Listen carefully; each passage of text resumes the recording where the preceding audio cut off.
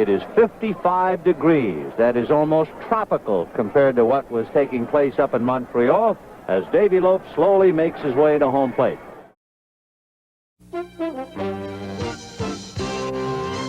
Barry Tompkins and Tim McCarver review the week's runs, hits, and errors on the baseball diamond when HBO Sports presents Race for the Pennant, next.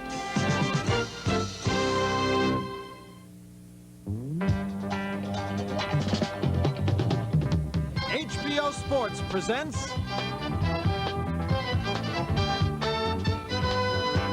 Race for the Pennant.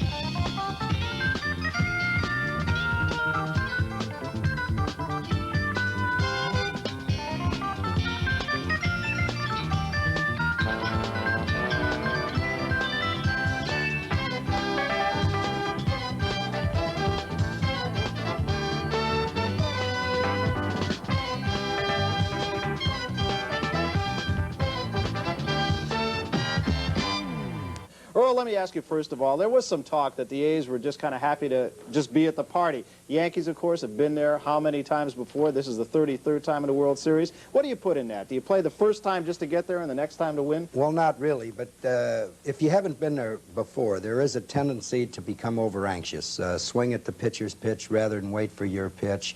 Hurry a throw here and there, but the Yankees just played outstanding baseball in the series, and they did what they had to do. They hit their homers, Nettles with the 3-run doubles, and that's the way they got there, and that's the way they're going to go through the World Series. And they talk, Frank Robinson, about how the playoffs really is really where the pressure is. And the World Series, after a playoff series, is almost a party, a piece of cake. Well, that's not really true. I've been that. I know it's not true. But the playoff does take a lot of concentration, and it takes a lot of the adrenaline away from you after you've been in it. And the World Series, you kind of relax a little bit and say, we made it. Because, you know, if you don't make it out of the playoffs, you don't get into the series and your season's kind of done. But the series is what it's all about. Earl, tell me about experience as opposed to emotion. Let's assume for just a minute it's the Expos who are playing the Yankees. It's the first time they've been there. Got to be a lot of emotion. They're a good home team. The fans are really behind them up there. But the Yankees are just, well, I use the term surgeons. They've been there. They know what they're doing. It's all business. Again, there'll be less tendencies for the Yankees to make mistakes because they have been there, and they'll be able to do the things that they did throughout the course of the year. Well, again, as I say, once you get there, you're going to be rushing throws early. You're going to be swinging at the pitcher's pitch. And but good talent definitely will overcome that. And you start with pitching in any short series, and the Yankees have outstanding pitching. I'd have to give them the edge definitely there, and especially out of the bullpen. Frank, you talk about experience. Tommy Lasorda certainly got more experience than Jim Fanning. Not knowing who's going to be the National League representative, can you apprise the two managers, apprise us of the two managers? Well, not really, Tim, but I'll give you just a little rundown. Tommy Lasorda is, you know, the fun-loving type, the slapping on the back, the hugging his players, you know, that type of thing to motivate them. Jim Fanning coming down out of the press box now and getting into the dugout. He's going to see the game is a little tougher than it was when he was sitting up in the press box. And now, you know, he won't be second-guessing the manager. He is the manager. But he's a no-nonsense kind of serious type guy. Lasorda's a more easygoing type guy. Let me ask both of you guys, kind of a rhetorical question, but now you've played 162 games. You've gone through the playoffs. What role does the manager take now that we're down to Never Never Land, now that we're down to the best of 7? Well, my feeling is he better do everything the same as he did throughout the course of the year. And that means certain guys can hit and run, use your hit and run with them. Don't be bunting more in a series just because it's the series, unless you got a Gossage in there and you're going for 1 run, you know, late in the ball game. But do the same things that you did throughout the course of the year. Use your same players that you've used against pitching throughout the course of the year, and try not to do anything different, because if you start changing in a 7-game series, you're going to get hurt. Well, in fact, Bob Lemon, I think, probably said it best. He said, what do I have to do? I got all this talent. I tell them to go out there and play the game of baseball. That's the story of the New York Yankees. They are journeymen. They've been there 1,000 times. They just went right through the Oakland A's like Grant through Richmond, and what do you know? They're here once again. Let's take a look at some of the reasons why the Yankees are what they are. Yankee manager Bob Lemon knows he has a dependable infield. First baseman Bob Watson was plagued by injuries most of the year, but the postseason has been his time to shine. In the division playoffs against Milwaukee, the Bull had 7 hits and 16 trips to the plate. And in the field, the 35-year-old Watson continues to prove that he can still get around.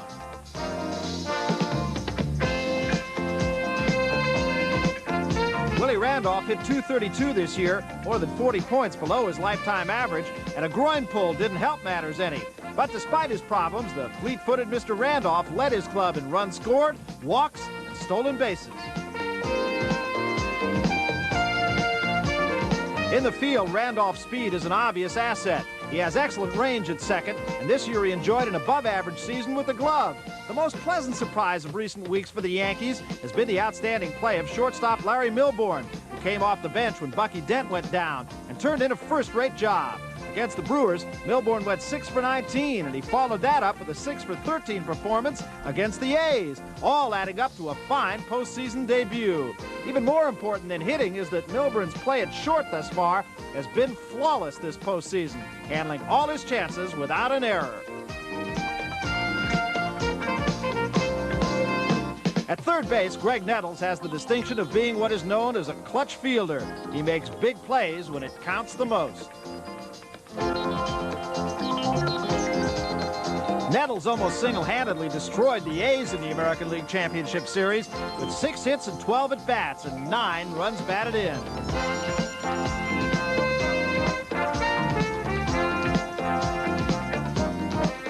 It was the best postseason series of Nettles' career. Since coming to the Yankees last season from Toronto, Rick Cerone has developed into a first-rate Major League catcher. In his first 2 years with New York, Cerone has been the scourge of base stealers, throwing out nearly 50% of those who tried to run against him. Cerone's conference with George Steinbrenner after the 4th game of the Brewer series has already become a part of Yankee legend. But it might also have been the spark that ignited Cerone to blast a homer in the finale against the Brewers that proved to be the winning run of the game. When he signed on with the New York Yankees last winter, everyone knew Dave Winfield would make a difference. But by leading the team in games, at-bats, doubles, RBIs, game winners, and sacrifice flies, Winfield exceeded all expectations. The man is simply an outstanding athlete. Winfield displays his great abilities in every facet of the game, especially in the field, where his play in left would make any goaltender mighty glad that Winfield's favorite sport is baseball. Center fielder Jerry Mumphrey came to the Yankees in a trade with the San Diego Padres, and the 6-year veteran promptly enjoyed his best season in the majors.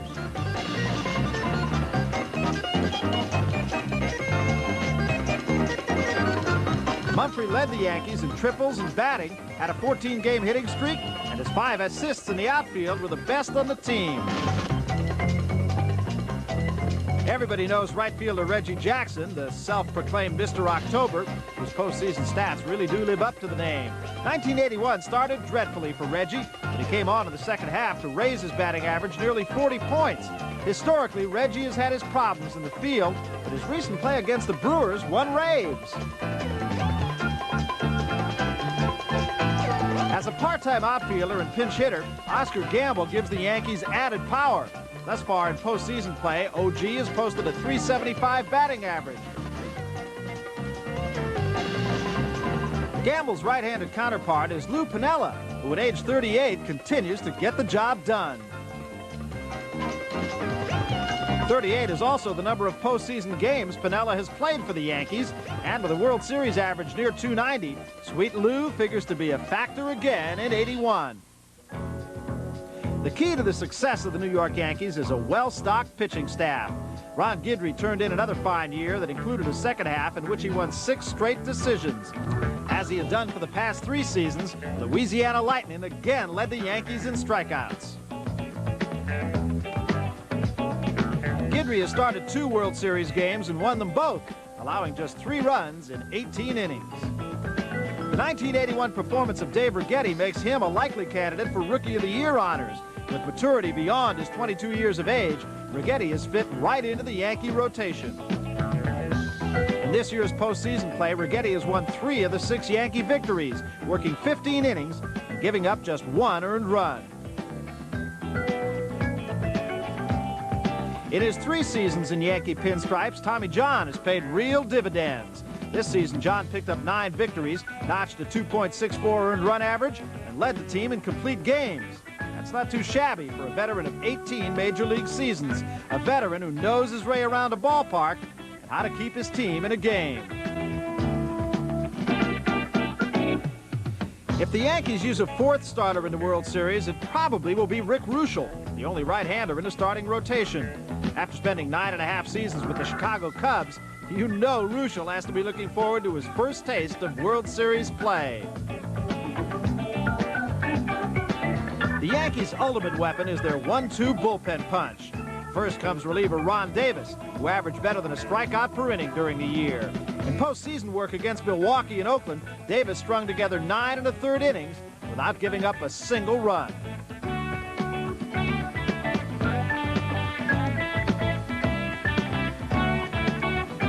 The other end of the Yankee bullpen combination is the Golden Goose, Rich Gossage, who managed another fine season despite a string of nagging injuries. Not even slow motion can slow down the Goose's 95-mile-an-hour heater, the pitch he used most often to help him post 20 saves and 2 wins in 23 save opportunities. Putting it all together, Gossage and the Yankee staff have the potential to overwhelm any opposition.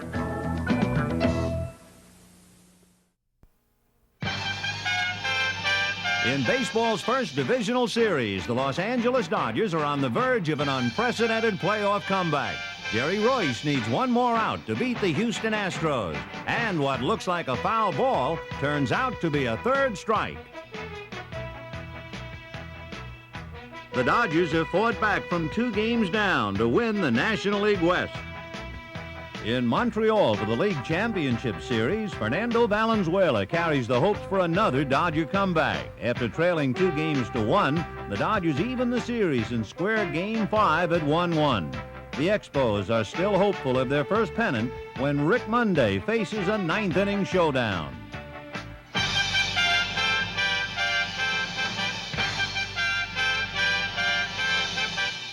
An exultant climax to the Dodgers' remarkable uphill struggle. And when the Expos go down in the bottom of the 9th, the indomitable Dodgers celebrate their 3rd National League pennant in 5 years. In the American League, the New York Yankees appear in danger of losing their division crown when the King of October, Reggie Jackson, stands in. The upstart Milwaukee Brewers lead the decisive 5th game 2-0.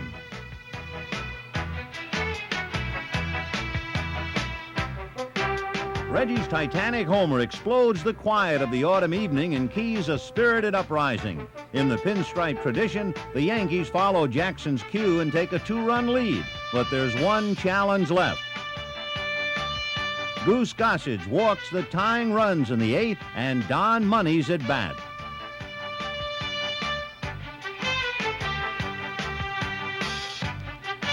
The Brewers' last gasp falls just short, and the Yankees escape with their 5th division title in 6 years. The next hurdle is the Oakland A's. Goose Gossage leads the seemingly invincible Yankees to a convincing 3-game sweep, and the stage is set for a New York-Los Angeles World Series.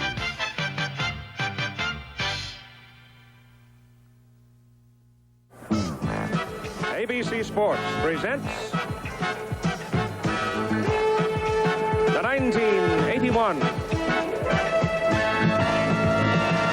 World Series. From Yankee Stadium in New York, the Dodgers and the Yankees. Last Thursday, the Yankees claimed their 33rd American League Championship with a 3-game sweep over the Western Division champion Oakland A's. The Los Angeles Dodgers had to go 5 games with Montreal before they could claim their 17th National League Championship. It came on a 9th inning home run, the Dodgers winning 2-1. And tonight, the Yankees and Dodgers meet in Game 1 of the 1981 World Series.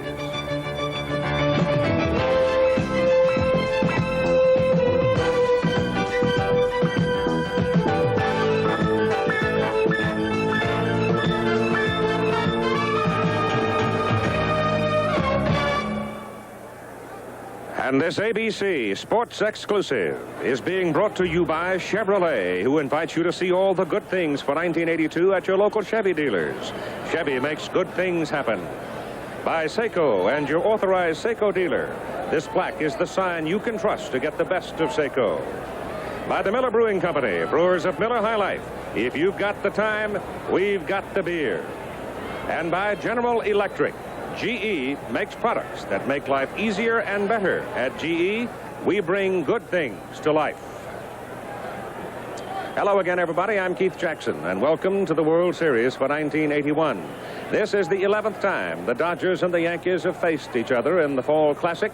The Dodgers winning in 55 as the Brooklyn Dodgers, in 63 as the Los Angeles Dodgers. However, the edge goes to the Yankees in the 10 preceding series, 8-2. The first two games will be played here in New York. An off day for travel, Friday, Saturday, and Sunday in Los Angeles. Another day off, and then back to New York for games 6 and 7 if they are needed. There will be some changes, you'll note, in the respective lineups tonight. For New York, Reggie Jackson will not play. Lou Piniella will start in right field. That may mean the Yankees lose some foot speed in the outfield, possibly. For the Los Angeles Dodgers, Pedro Guerrero will open in center field. This is one of the toughest center fields in all of baseball to play. Rick Mundy will be in right field, despite the fact left-hander Guidry is starting for New York. Steve Yeager, a right-handed hitter, will be on call for the Dodgers behind the plate instead of Socha, and one of the reasons is that Yeager historically has a very hot postseason record. So that very briefly is a capsule of what we can expect tonight as the Yankees and the Dodgers get ready for the 1981 World Series. And right now, Bob Shepherd, the public address announcer here at Yankee Stadium, and the introduction of the players.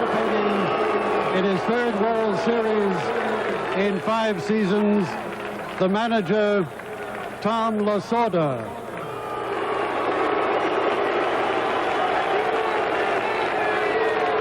And now his coaches and non-starters.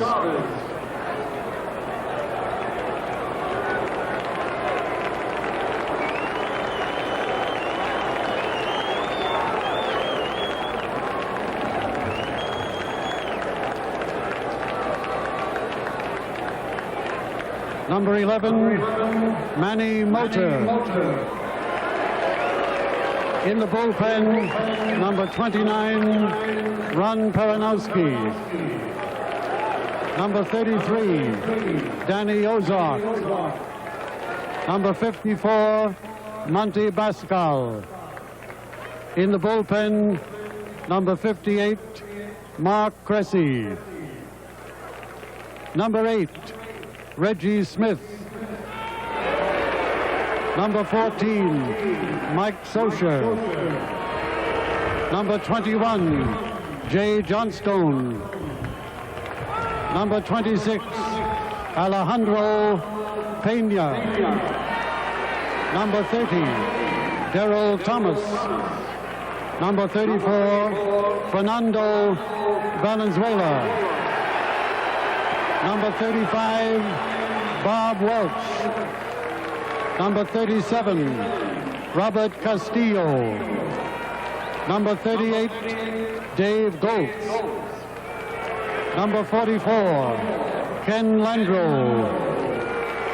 Number 46, Bert Hooton. Number 48, Dave Stewart. Number 49, Tom Niedenfuhr. Number 51, Terry Foster. Number 52, Steve Sachs. And number 57, Steve Howe. And now the starting lineup. At second base, number 15, Davy Lopes. At shortstop, number 18, Bill Russell. In left field, number 12, Dusty Baker. At first base, number 6, Steve Garvey. At third base, number 10, Ron Say. In center field, number 28, Pedro Guerrero. In right field, number 16, Rick Monday. Catching, number 7, Steve Yeager. And pitching, warming up, number 41, Jerry Royce.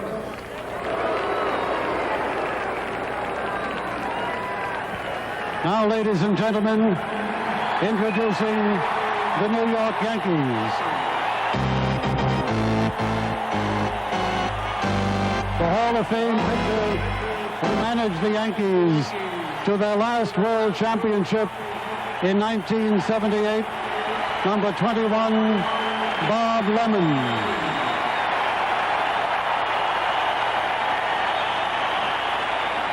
And now the coaches and non-starters.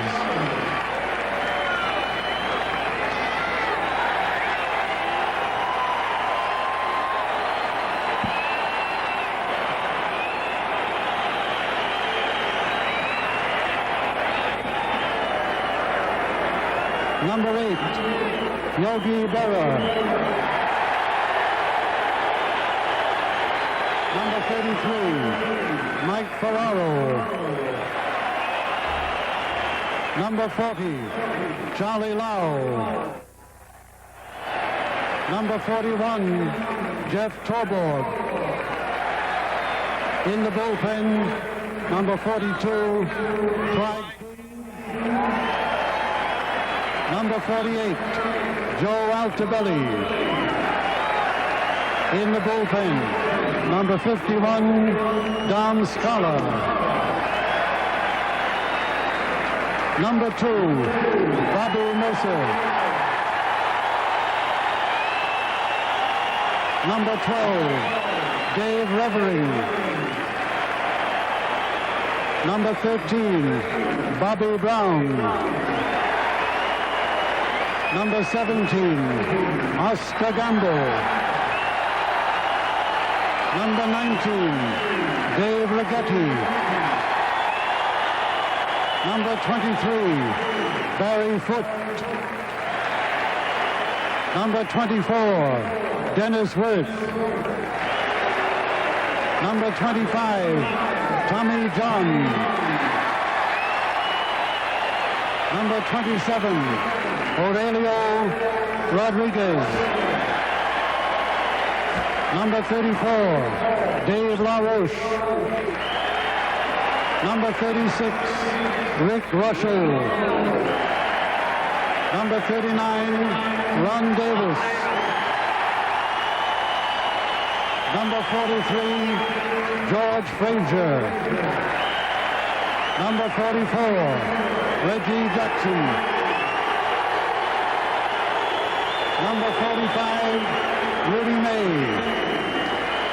Number 54, Rich Gossage. And number 55, Andre Robertson. And the starting lineup. At second base, number 30, Willie Randolph. In center field, number 22, Jerry Mumphrey. In left field, number 31, Dave Winfield. In right field, number 14, Lou Piniella. At first base, number 28, Bob Watson. At third base, number 9, Greg Nettles. Catching, number 10, Rick Cerrone. At shortstop, number 18, Larry Milbourne. And warming up, number 49, Ron Guidry.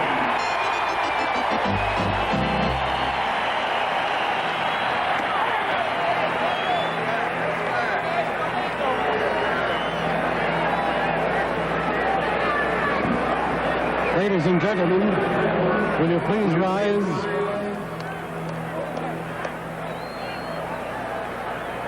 We direct your attention now to the microphone near home plate. We ask you now to join Miss Pearl Bailey as she sings our national anthem.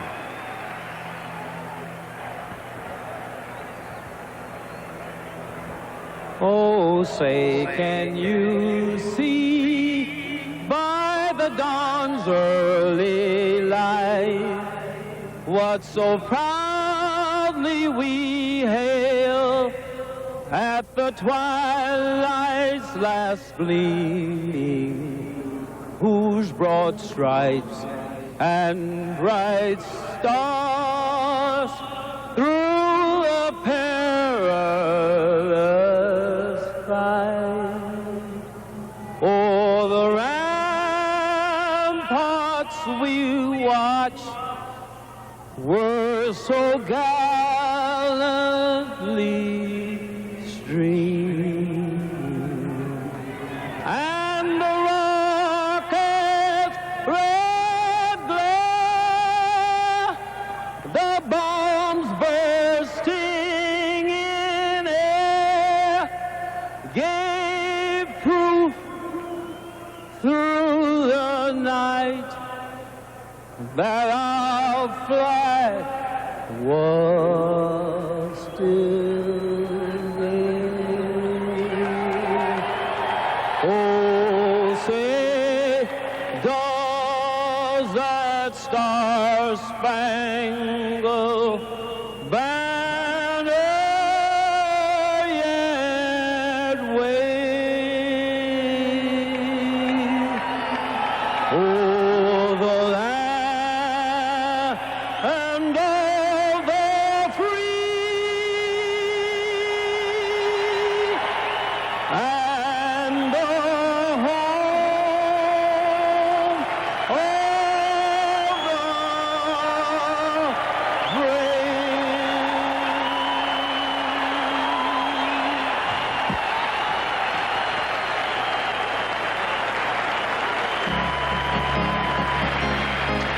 Pearl Bailey and our national anthem. The preamble is just about done. There is one remaining moment as we check in on the weather conditions. The temperature 51 degrees. It's colder than that sometimes in April. The humidity comfortable. The wind is southwest 12 gusting about the stadium. And it has been a clear, lovely autumn day in New York City. The meeting of the umpires at home plate. You see Bob Lemon brought out the Yankee card. Reggie Smith brings out the Dodger card, gives us a chance to set the umpires for you. Larry Barnett, American League, back at the plate. Nick Colosi, National League, first base. Terry Cooney, American, at second. Doug Harvey, who is the senior umpire, at third from the National League. Rich Garcia, the American League, down the left field line, and Dick Stello of the National down the right field line. The grass at Yankee Stadium has retained its color. They have not had any frost to speak of in this part of the city, and so consequently it is bright and fresh and polished and ready to go. And now, ladies and gentlemen, the Yankee Clipper, the great Joe DiMaggio, and the ceremonial first pitch. As soon as they finish the conversation at home plate and clear that area, Joe will come out to be introduced, and this place will roar. One of the greatest players in the history of baseball. We celebrate the 40th anniversary of his fabulous 56-game hitting streak. Ladies and gentlemen, let's welcome the great Yankee Hall of Famer, the Yankee Clipper, Joe DiMaggio.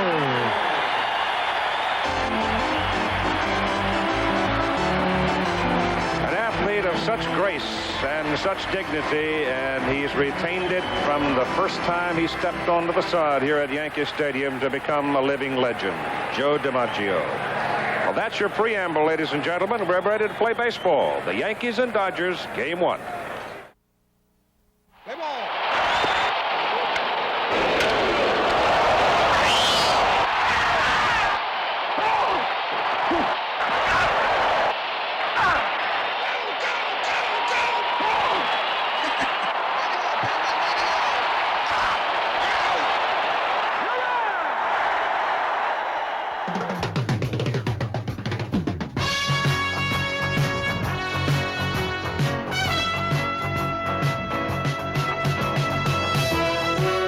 Rising up like the majestic New York skyline, the Yankees emerge with their 33rd pennant and bring the World Series back to this historic baseball shrine.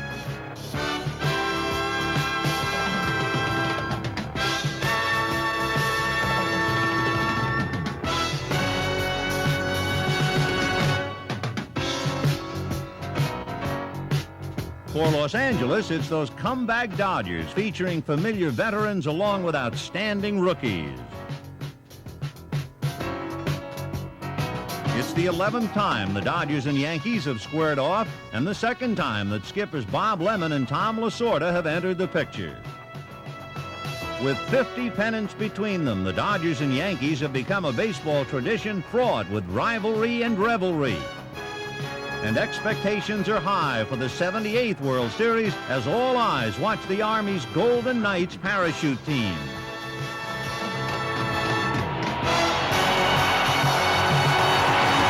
More than 56,000 fans cheer as one, hoping to see the Yankees add to a streak of 4 straight home victories over the Dodgers dating back to the 1977 and 78 series.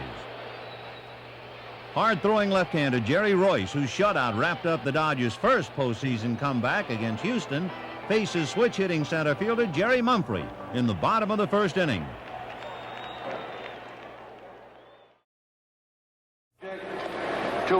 All right, the Yankees have taken the field, and let us set them for you defensively. At first base, Bob Watson played well in the postseason. The abductor muscle pain apparently is all gone for him. Willie Randolph is at second base and back into a familiar leadoff spot at the top of the batting order tonight. Moving over to shortstop, a young man who has been a distinct surprise and so steady for them, Larry Milburn, playing in relief of Bucky Dent, who was hurt.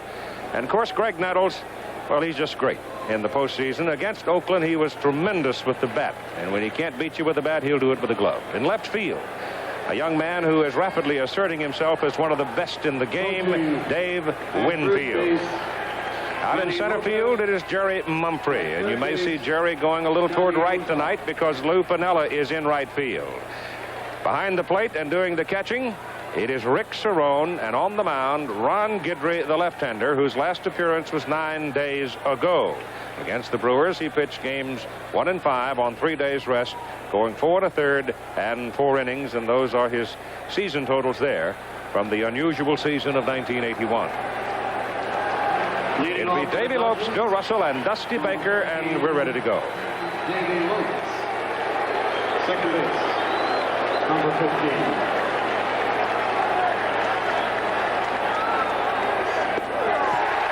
Is on the money for strike one on his first pitch. He has not given up an earned run in the first inning of any game that he has pitched this season. Foul back for strike 2.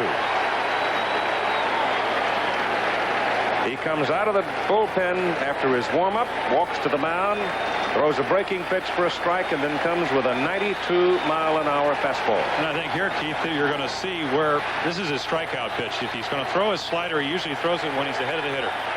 And there you can see the slider down and in. And Davy got enough of it to stay alive at 2 strikes. And here you'll see the sharp break of his slider, which really is his best pitch. You talk to any hitter in the American League, the reason he is as successful as he is because he can throw that pitch almost any place, in or out. Pulled sharply down third. Nettles knocks it down, comes up throwing. Lopes stretching, can't get there. Nettles throws him out as he starts the game with a great defensive play.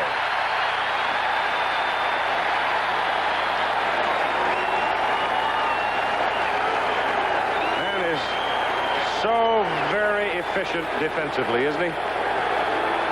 Well, he is, Keith, and the reason he's as good at third base as he is, you can see by the depth he plays. He plays the deepest third base in the American League. It allows him to get to many more balls to his right and left, and he has the most accurate arm. Well, Lasorda went out there, not really to complain. He knew he was out. Lopes doesn't get down to first the way he used to, but rather to establish a mood, both in the minds of the umpires and his own team. He doesn't want them reverting back mentally to the ordeal they went through because of Nettles in '78. The umpire at first base is Nick Colosi, who is from the National League. The home plate umpire, Larry Barnett, had gone into the Yankee dugout for a moment. Now he's come back. And we're ready to go with Bill Russell, who has been quite efficient himself in the postseason. Remember, Billy is playing with a fractured bone in his foot. It is not comfortable, but he's playing well. But his percentage in the playoffs reveals the fact, it's been true of his career, that he's a good clutch hitter. Guidry burns the outside corner for a called strike. Russell 9 for 32 in the postseason. Russell hits it sharply. Big bounce for Milburn. 2 down.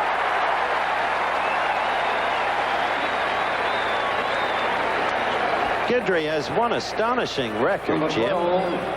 In 23 starts, he has, including postseason starts, he has not given up an earned run in the first inning. That's amazing. Consider that they've got the batting order placed just the way they want it. Exactly, and also it's usually the most difficult inning for a pitcher. You come out of the bullpen where the mound might be a little bit different. You don't know what's working for you. You don't know how the hitter is going to react. And Dusty Baker is up there now. Excuse me, Jim. This is a fellow who's had the season of his life, hasn't he? Yep. 320. 320. Some big home runs.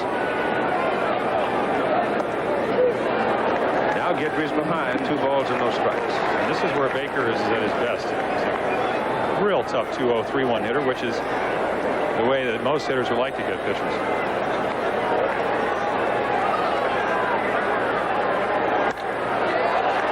It's a high fly ball out into short right center for Randolph. Drifting back.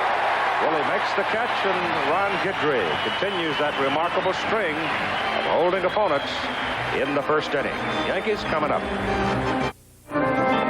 The defense for the Dodgers, Steve Garvey at first base, the Iron Man who saves so many throws in the dirt. Good as anybody there. Davy Lopes, a little better health than he's had for some time at second base. Over at shortstop, Bill Russell. We talked about the fact he's playing with a sore foot. Down at third base, Ron Say, and Ronnie is playing with a wrap on his left arm. He had a broken forearm, as you can see. Out in left field, that's Dusty Baker country. He's had an exceptional year defensively as well as offensively. In center field, it's Pedro Guerrero playing center field tonight. He has not had all that much experience out there, and it's a tough place to work. Rick Mundy is in right field. He's a good, steady defensive ball player with a fine arm. Back of the plate, it is Steve Yeager, primarily because, I guess, of his experience, the fact that he's had an awful lot of good luck in postseason play, and he's a good handler of pitchers. Jerry Royce, the rangy left-hander, is on the mound, and he has been a horse through the second part of this season, and he won 3 big ball games for Los Angeles. So he'll pitch to Willie Randolph, Jerry Mumphrey, and Dave Winfield. Royce is going to come right after him. I mean, he just throws a lot of fastballs. He throws 2, one with the seams that runs away from the right-handers, one a cross-seamer that kind of rises. And he can make the ball break in. It's just it's not a slider, but it's kind of a cut fastball. And you'll see a lot of balls coming in on the right-handed hitters. That's rolled toward the right side, but Lopes slides over and makes the play. 1 out. He's an extremely interesting young man, Jerry Royce. There was a time one day in Las Vegas. He was then with Houston. Leo DeRocha was his manager. When he got me aside and had a long talk with me, and he was thinking about quitting baseball. He and Leo hadn't gotten along. Jerry Mumphrey pops it up on the right side. It's out of play. But now today, Royce will tell you that as he looks back, maybe he was the one who was wrong and DeRocha was right and had his best interests at heart. Changed on him a little there. Well, both good managers do. And I know in my relationship with Earl Weaver in Baltimore, I've had my moments. A little sticky. Yes. Comes with a fastball, and it's hit to right for a base hit.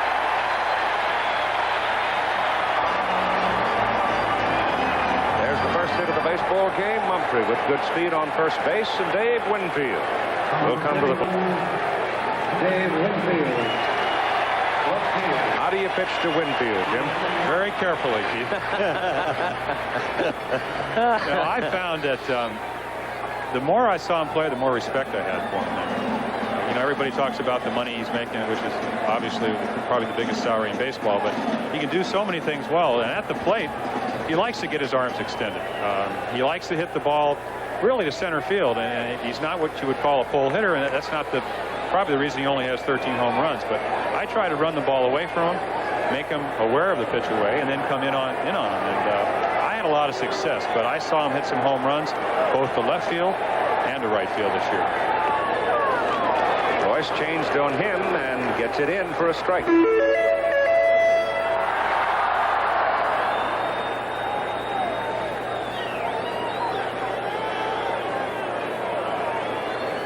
You see how well he did against Southpaws in the 8 postseason games. He wore them out, didn't he? Now I know why I got him out.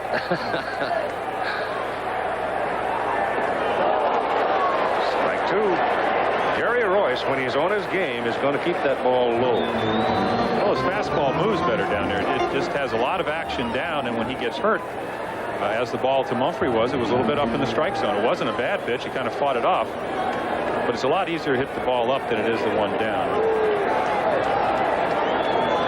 You see Mumphrey taking the lead.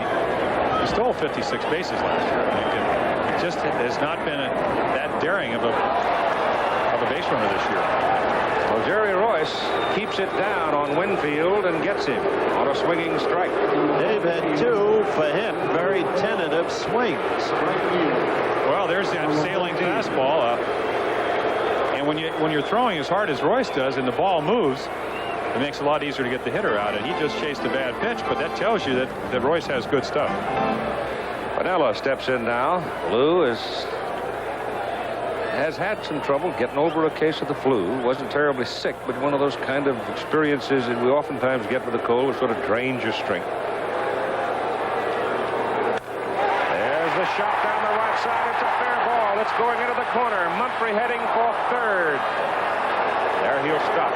Ball skidded up into the crowd. So it's a ground rule double. He just guided that ball. You've seen him do it so many times, Jim. He's such a professional hitter. Well, he is. He just got a fastball, and he'll hit the ball where it's thrown. And I think that interference call is the key. Usually it's the umpire's judgment. I would think that Mumphrey, with his speed, would have had a chance to score. I think he would have. Yep. Here's the bounce just inside the chalk and right up into the waiting hands of a paying customer. Runners now, Mumphrey at third, Piniella at second for Bob Watson. Strike. 2 out. No score. Now, Watson has a history of hitting Royce very well when Bob was in the National League. Well, Bob hits everybody pretty well. He has a lifetime 300 batting average going into this season and has been extremely hot lately. Had some physical problems early in the year, did not get the at-bats. There's his career average against Royce.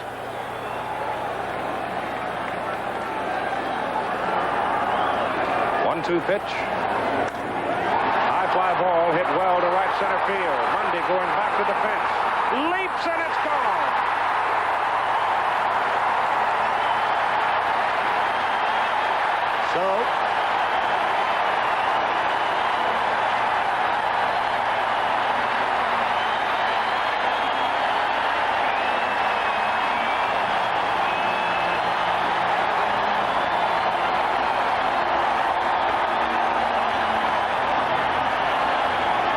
So Jerry Royce is shocked.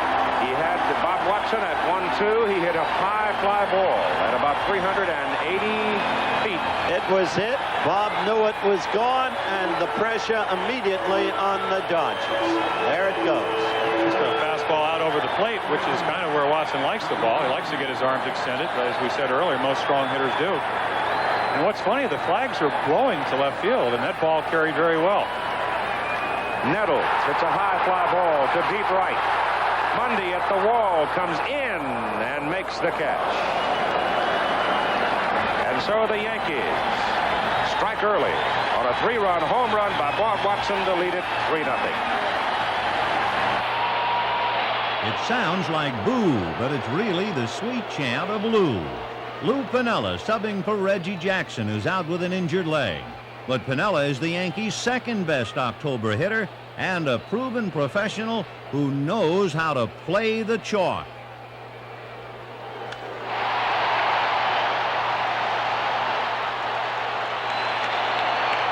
Mumphrey has to stop at third on the ground rule double, which is Pinella's 17th World Series hit. Now the Yankees are sitting pretty with righty Bob Watson facing a lefty. First base is open, and a lefty is on deck, but the plan is to pitch to the bull. Swung on and a high fly ball into deep right center. Back goes Monday, away back to the wall. It's gone.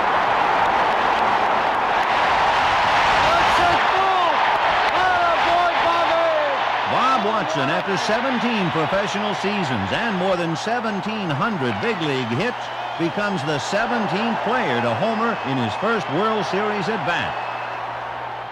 Watson was signed by the Houston Astros in 1965 as a 19-year-old free agent and would make his major league debut the following season. He spent over a decade with the Astros as an outfielder and first baseman, and twice was named a National League All-Star. In 1975, a league-wide contest commemorated the 1 millionth run in baseball history. And on May 4th, Watson was credited with the honor when he hustled to score on a Milt May homer against the Giants in San Francisco, where he beat Dave Concepcion, who had just homered in Cincinnati, by seconds. It was something that, you definitely don't plan for. And if I hadn't sprinted to score the run from third base, that's how I scored the millionth run. Ron Guidry stashed to a 3-0 lead on the mound. We asked Ron to characterize himself as a starting pitcher, how he sees his basic qualities. Well, I'd like to characterize myself and say that after 6 years I've become a good pitcher, not just a thrower like I considered myself to be 77 and 78. I had a great fastball at that time, and since I was new to the league, I just relied on overpowering a lot of teams, most of the teams that I did pitch against. But over the last couple of years, I've realized that you don't have to throw the ball hard all the time to get your out, so I've become a much better pitcher. Pre-game comments of Ron Guidry, who now will pitch to the middle of the Dodger order. Steve Garvey, Ron Cey, and Pedro Guerrero. This is where the power is, primarily for Los Angeles, though you'd have to consider Dusty Baker as part of the power. But there's the man whose power gave New York a 3-0 lead in the bottom of the first inning. Of course, this puts tremendous mental pressure as well as physical pressure on the Dodgers, Jim. Well, the book on the Yankees is that you can't let them get ahead. And that's already happened. They play 6-inning games. Well, I would think that they're going to have to get back into the game. And they, of course, as Keith said, have the 3 guys coming up, and they're all fastball hitters. Maybe I think there's the wrong impression about Steve Garvey. They handled him very well in 1978. He seemed to be very impatient, swinging at bad pitches. And everybody thinks he's a fastball hitter, but he's one of the best breaking ball hitters in the National League.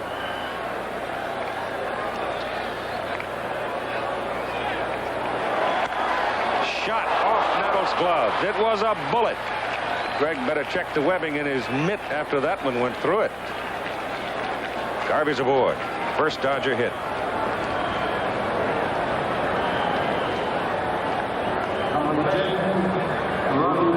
Too much time to react on that ball. Still got a piece of it, Phil. Well, when you hit a ball that hard, you hit it with topspin. And the spin alone, unless you catch the ball really solidly in the web, it's going to make it go right into left field. And Guidry is really, out of the first 5 hitters, or really 4 hitters, 3 of them have hit the ball hard. Very sharply. Ron Cey takes it low, ball 1. Dodgers, I don't think, really understood how much Ronnie Cey meant to them until he was hurt and was not there. The only one who didn't hit it sharply was Dusty Baker. High to the right side. Bob Watson with a play. And Bobby calls off. Randolph makes the catch in fair ground. And you've got 1 out with Garvey at first base. Well, what's happened is that he has faced 5 batters. The 3 batters that hit the ball hard have all hit sliders. Baker and Cey, who have popped up, have hit his fastball. So I think either Cerrone or Ron Guidry should have gotten the message right now that his slider is not as good as it really can be. And it seems to me they ought to go right to the fastball. His problem with it is probably location.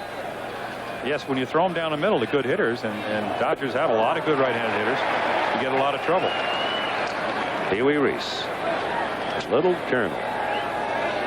Strike one on Pedro Guerrero, who's been having some trouble with off-speed pitches. Sprays that up in the crowd. Out of play. And Guidry the edge at 2 strikes with 1 out, and Garvey at first base. Very impressive hitter, this young man, Jim. Well, he can hit power in all directions. Exactly, and he's like most Latin players. They come up, he's a real good high ball hitter, and he jumps on the fastball. He's done that many times in the playoffs, and like he said, he has problems with a good breaking ball. And there it was. That was the slider that Garvey would not chase. That's true, but the count was an 0-2 on Garvey. And here you see an 0-2 pat that makes the hitter a little more aggressive. It's a bad pitch for the hitter, but a good pitch for Guidry. Rick Mundy, whose dramatic home run won for the Dodgers in Montreal yesterday. It'd be curious, and there's no way, of course, to ever know what the physics involved on a cold day of 42, 43 degrees, hitting a baseball over the center field wall at Olympic Stadium. Well, it's kind of hard to do. I know we used to play in Chicago where they used to freeze the balls on Sunday. The White Sox were happy because they had a great pitching staff. Mundy hits it high back of the plate. Cerrone for a look. It's out of play. 2-1. 2-2. Again the slider. And he throws it hard. Garvey at first.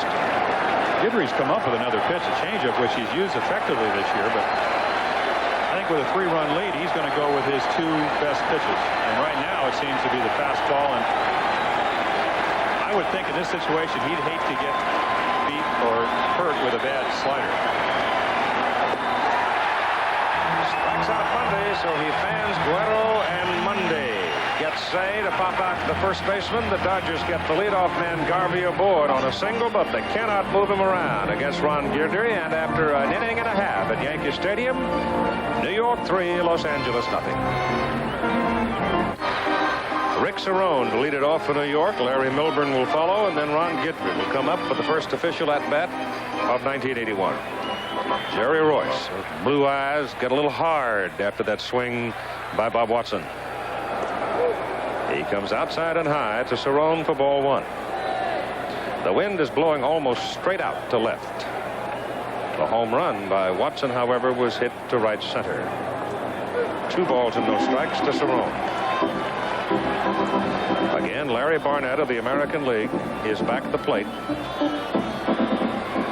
And the consistent comment throughout the course of the season was the strike zone is coming down in the American League.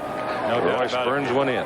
You remained convinced of that. You told that to Alfalfa Michaels on a Western Divisional play. Well, the reason for that, of course, is that they've changed from the outside protector to the inside protector. Bill Russell at shortstop throws him out.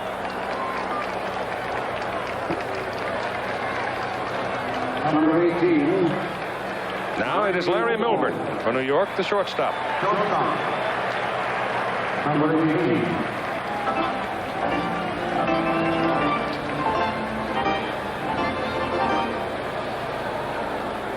I think that amplifies, Jim, your comment about the effectiveness of the Los Angeles starters in the postseason play. Well, that's the reason they're here. I think right now, after Royce giving up the 3 runs, he's going to have to depend on his team to come back. And they're going to have to do it, as we've said before, early. Breaking pitch, and it's 1-2. As we look down on Yankee Stadium, one has also, I think, to wonder about the future of Milburn. Is he not in line for the starter's job at shortstop as a result of his play? But Bucky Dent, of course, will give him plenty of competition, I'm sure, when the hand is well and spring comes again. 1-2 pitch up the middle. Knocked down. Royce doesn't know where it is. Now finds it and gets in. And where did it hit him? Is he hurt? Says he's fine.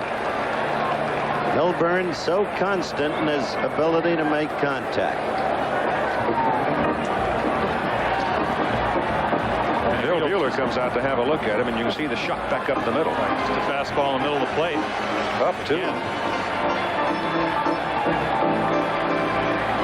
Ow. Not too graceful, but I guess when you're that big, that's the way you stop those kind of balls. I always try to get out of the way. Got a lucky bounce, but still made an agile recovery. Pretty good throw, too. They'll let him have a couple of pitches to see if he's all right. Says so. Late umpire comes back. As the night gets cooler, and it will, I presume that the pitchers will be allowed to blow on the throwing hand, will they not?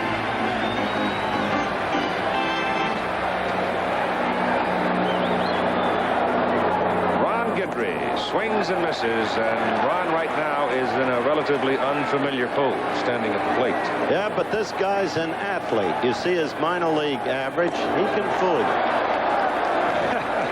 I don't know if he's going to do it right now, though. He may not. I know. He is a great athlete. Gosh, I even saw you get a hit. I can't remember that far back. He made contact.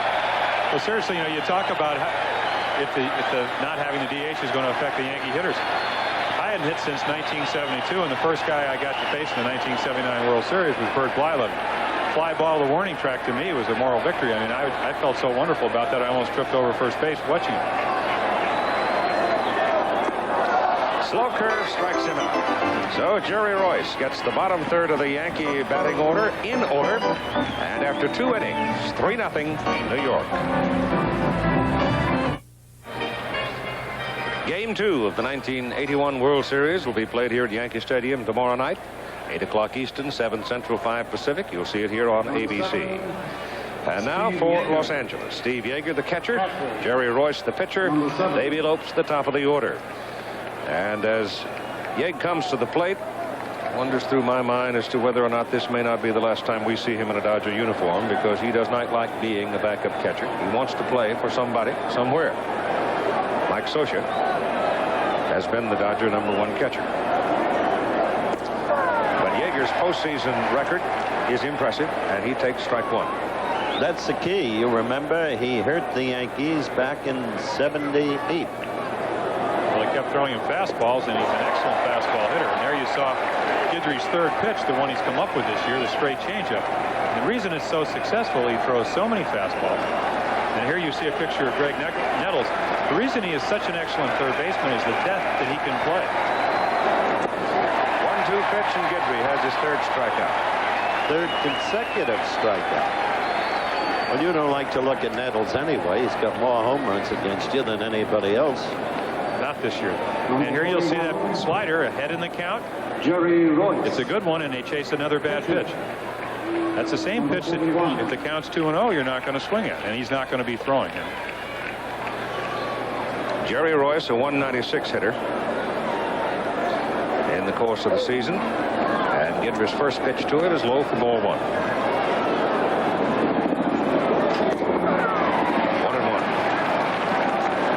And here's the big difference between the leagues as far as I see it. It's been so long since I only faced 8 hitters and a pitcher that it's got to be a lot easier. In fact, you never have an outman.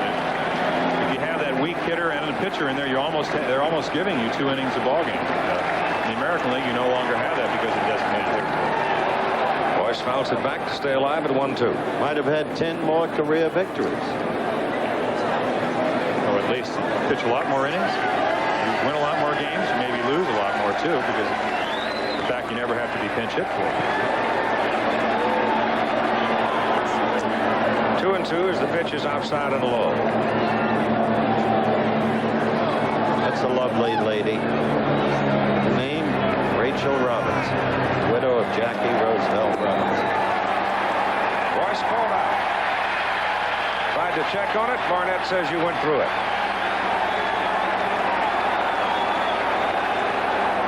Yeah, that's 4 straight strikeouts for Guidry. Here you see a fastball just off the plate inside.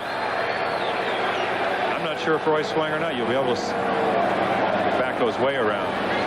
And it even looked like he asked for help. The second baseman. That's what an umpire has to do if he doesn't really know.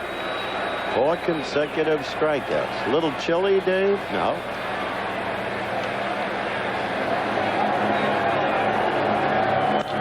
Hit sharply. Milburn backhands it and throws him out. And And so the Dodgers are put away in order in the top of the third inning. After 2.5 in Game 1 of the World Series, New York leads it 3-0.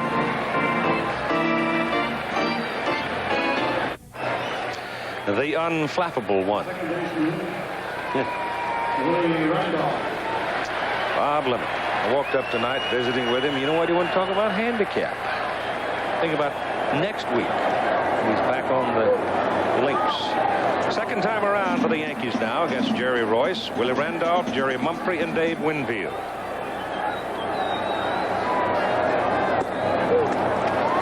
Two balls and no strikes. Willie rolled out to Davy Lopes at second his first time. Roller to Garvey at first. One out in the bottom of the third inning. Now Mumphrey, who had singled and was aboard when Watson hit the home run. The center fielder, Jerry Mumphrey.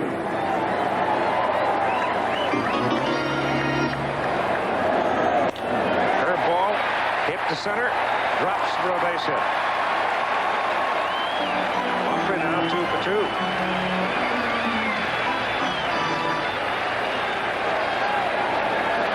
Speaking of Staten Island, George Bamberger was named the manager of the New York Mets today. Turned down a 3-year contract, said he only wanted for 1 year. He proves that he can do the job, will automatically come to a longer term, and assuming his health remains well. George never taught you the Staten Island sinker, huh, Jim? No, I wish he had. When you get up in age, you got to cheat. No doubt about it. I was going to cheat this year, and then they changed the rules. You couldn't scuff up the ball or do anything like that. At least I contemplated cheating. High drive, left field. Baker going back, and makes the catch on the track. Winfield just missed it. Just missed it. Mumphrey goes back to first. Somebody threw a frisbee out on the field as Dusty was going back to make the catch. That's out of a lot of other places, Jim. Well, there's no doubt about it. When you look at Dave Winfield's power statistics, 13 on the year, this is why. Is that a frisbee? It's a bottle. It's not a frisbee at all. I thought when I first saw it, it was a frisbee. It turns out to be a bottle, and now Tom Lasorda is out. And with no uncertainty at all about what he's talking about. He is absolutely right. Look at it again. There's just not any room for that in this game. We had one of our pitchers, Dennis Martinez, hit in the head in Chicago with a beer bottle. There's no sense talking any longer about sickos like them. It's a matter for immediate arrest, prosecution, period. Castillo is up now in the Los Angeles bullpen. Boba Castillo. The runner goes. The pitch gets away from Yeager. And Mumphrey slides into second base.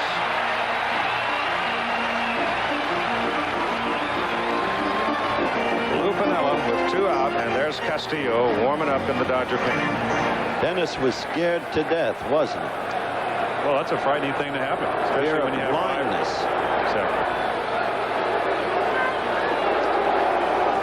Vanilla hit the double. Ball bounced up into the stands for a ground rule double his first time. There's Mumphrey coming off second base. Yankees are leading 3-0 and batting in the bottom of the third inning. That's foul. Again, Royce went to the off-speed pitch. That picture coming from the Goodyear Blimp America out of Houston, Texas, with Captain Don Woolley. Out of Dallas, the pilot, and our cameraman is Billy Sullivan. Pretty picture. Clear night. And the count is 1-2 on Piniella. Sharply to left field. Base hit. Mumphrey turns third. He's coming home. And the throw goes into second. The Yankees lead it 4-0. Hear them saying Lou, Lou, Lou. And here you'll see a high breaking ball. Looks like a curveball that if you're going to throw it, you don't want to throw it belt high. He doesn't have hit the ball that hard, but it's a ball up in the strike zone. A good pitch for a hitter to hit. But as you noted earlier, such a professional hitter, He went to right when pitched there. He went to left. He can go anywhere in the ballpark. Use the whole place. And Castillo begins to throw with more purpose in the Dodger bullpen. They appeal at third. Third base umpire says, nope, he hit the bag, Doug Harvey. Showing right there where he hit it. Lasorda coming out of the dugout, headed for the mound. Castillo warming up rapidly in the Dodger bullpen. So we've got a timeout for the moment. This telecast presented by authority of Major League Baseball, intended solely for the private non-commercial use of our audience. Any publication, reproduction, retransmission, or other use of the fixtures, descriptions, and accounts of the game without the express written consent of Major League Baseball is prohibited. Now we can look at the slow motion. As you look at the slow motion, you will see Mumphrey go around and go right on that bag. No question about it, the corner of it. He almost tripped as he rounded the bag. Lasorda has waved for a reliever. He had enough, not just on the basis of Pinella's single, but he got a scary lesson with Winfield's blast out past the 387-foot mark, closer to 390 or 395. Baker getting it with his back to the wall. So Royce departs. There's another angle, touching the corner of the bag, as you could see. So while we wait for Castillo, Bobby Castillo, to come in relief of Jerry Royce, we've got a timeout, and we'll be back in a moment. There are the numbers on Bob Castillo coming out of the bullpen for the Los Angeles Dodgers. He did not have a particularly good year. I think the earned run average reflects that as much as anything.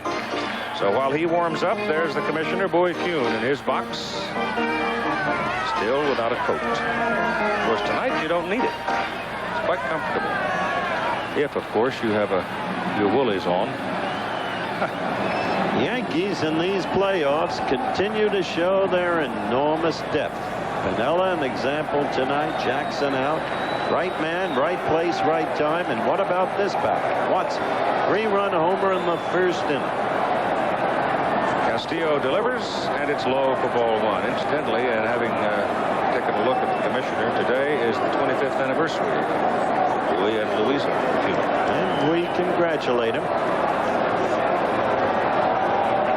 4-0 Yankees. The runner goes, and Yeager has no chance. He stole that one off Castillo. Lou Piniella steals a base. I tell you, it's news. He had an enormous lead on Castillo. Bubba never looked at him. Well, you have to give the catcher a chance, and both stolen bases this inning have been on the first move by the pitcher. And if you don't change your cadence over there, and you don't step off every once in a while, and you don't throw over there, you never give your catcher a chance. And Yeager throws well. He throws almost as well as anybody in the National League. And them to get runners in scoring position, especially with a guy like Bob Watson up there. I think it's an interesting move by Tommy Lasorda. Jerry Royce had pitched 3 clutch games down the stretch, all with 3 days rest, which is not the normal 4 in between. And you hate to come out of a ball game, but I have gone back to many seasons where every once in a while you need to get knocked out of a game to get a little bit of rest. And if the Dodgers are going to come back and win this series, not that this game is over with or anything like that, they're going to need a strong Jerry Royce, and it might be the best thing in the world for him and the Dodgers. Castillo walks Watson. In the meantime, he doesn't put in Welch this early and in the first game of the series, because he'd be using him up for a time he might need him very quickly later in the series. Now it's Greg Nettles. He just missed one off Royce. Fly ball to right, and Rick Mundy caught on the warning track. You've got 2 out, a run in. Yankees leading 4-0, and Nettles fouls it back. Pretty good swing. Of course, this is the kind of pitch that Nettles likes to hit, a fastball out over the plate. I'll tell you, when he gets in a groove, as you know, he is terribly dangerous. Well, he is a streak hitter, and had a great series against Oakland in the American League Championship Series. High fly ball, right center field, in play. It is Rick Mundy, and he makes the catch, and the Yankees strand 2, but they lead after 3, 4-0. Big Bob Watson, who had the big blow in the ball game. So far, a 3-run home run. Before the ball game, Howard talked with Big Bobby. If Georgie Porgy traded you, would you retire? You've indicated to me that you would. Well, that is something that I've considered. You know, I've played most of my career on a second division club, and I don't see any reason why I should end up my career on a second division club. I haven't talked to George. My man Tom Rich is in town to talk to him on some other matters, and I'm quite sure that's going to be a topic of discussion also. One of the things that I would love to do is stay with the Yankees. I came with the intentions of staying here. I didn't ask for a no trade, but I would love to stay a Yankee and finish out my career here. Some comments of Bob Watson, who's in the business making cowboy boots. Jerry Klein's wearing a pair of them. He's wearing them because it makes him taller. You make 14? Bill Russell, Dusty Baker, and Steve Garvey are the scheduled Dodger hitters now as Ron Guidry comes out for the top of the 4th inning with New York leading 4-0. Bill Russell comes on, rolled out to the shortstop his first time. The shortstop, Bill Russell. Notice that index finger is still, he's not able to wrap it securely around the bat. It's sort of extended. And the first pitch from Guidry is low for ball 1. That finger was really smashed. They had to rebuild it. Almost miraculous the way Bill was able to come back and throw with accuracy. Foul back, and it's 1-1. Well, really, I think there's any criticism about his shortstop playing ability, it is his throwing, and I'm sure probably the finger has something to do with that. A little erratic on his throws every once in a while. Garvey saves a lot of them coming up with dust on him at first base. That's a slow roller for Nettles at third. On the move. 1 out.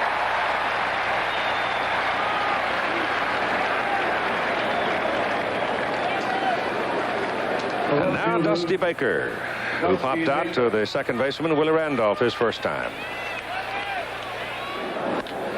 Rips it to left, base hit. That is only the second base hit for the Dodgers. But they know they've got to get something going now. Pretty soon, it becomes 6 innings gone by, and then you face Ron D and Double G. Steve Garvey had a single off Nettles' glove. A line shot Greg flailed at, but had literally no chance of getting. A 1-1 pitch. Garvey hits it in the air to center field. Mumphrey goes back for it. Has a bead and makes the catch. And Baker has to return to first base. 2 down.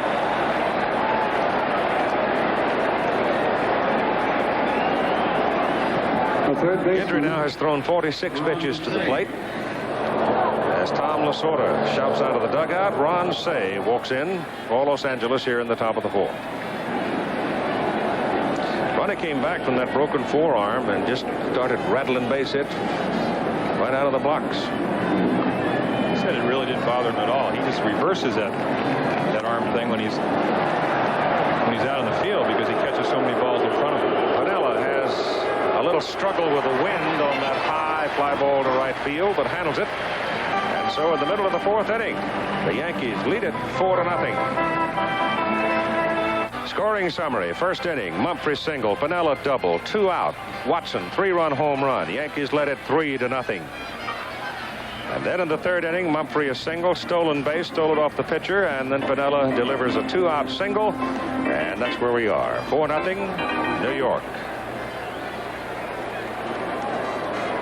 The catcher sitting there in the back wearing the glasses is Jimmy Cagney, James Cagney.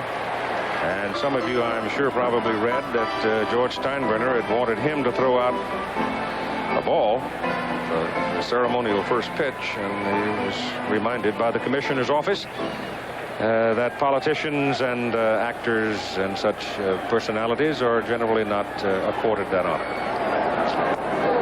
Rick Cerrone, Larry Milburn, and Ron Guidry.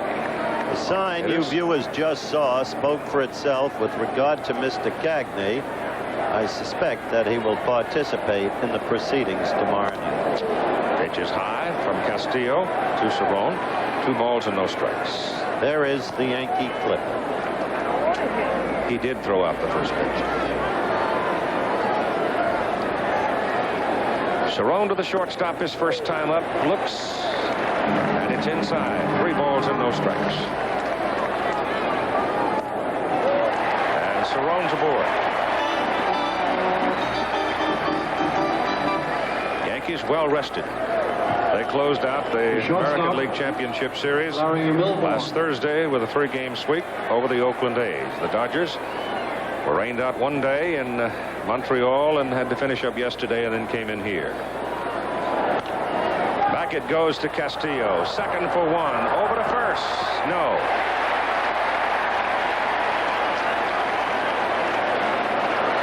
They get the lead runner Cerrone, pitcher to the shortstop, but miss Milburn at first. Ron Guidry. And here you'll see a good hard slide.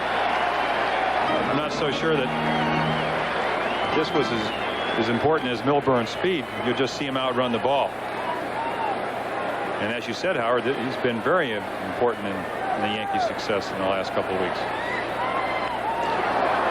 Up at the plate, Guidry tries to lay it down and can't do it. With 1 out. They're still looking bunt, and he fouls it off. Yeager trying to come back for the little pop. Steve couldn't get to it. And I would imagine we'll see Guidry bunt again with 2 strikes on it. Don't try it. Gets it down this time. Castillo out. Can't go to second. Throws Guidry out at first. And the crowd gives Ronnie a hand.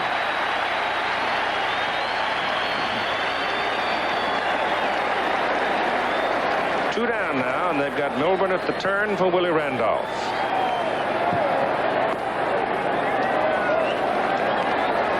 It's pretty close. Castillo took a good long look. Well, it was a high slider, and again you can see Larry Barnett with the inside protector, and you'll see how low he gets down. You see the center field shot.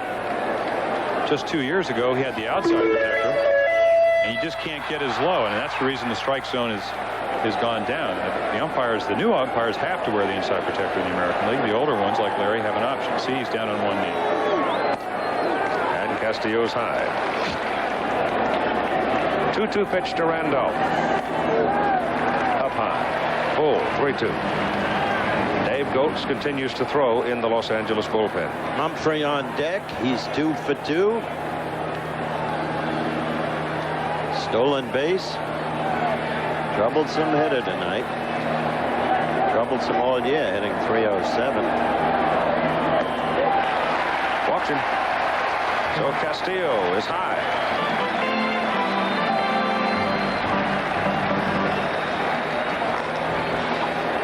He's faced 6 batters now, Jim, and he's thrown 27 pitches.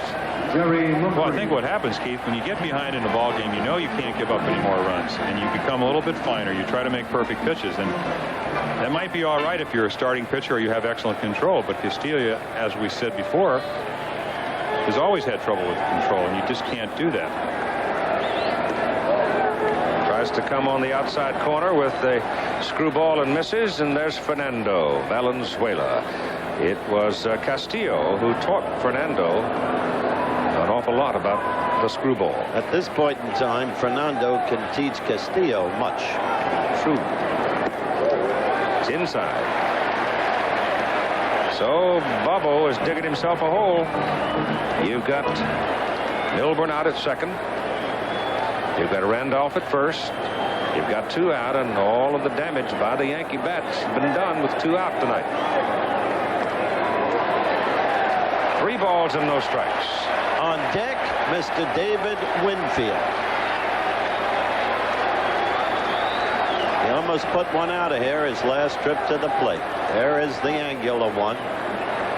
Simply, as they now understand in both leagues, a superb all-around athlete.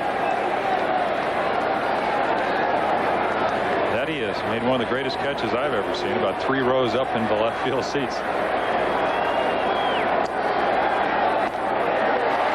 The bases are now loaded.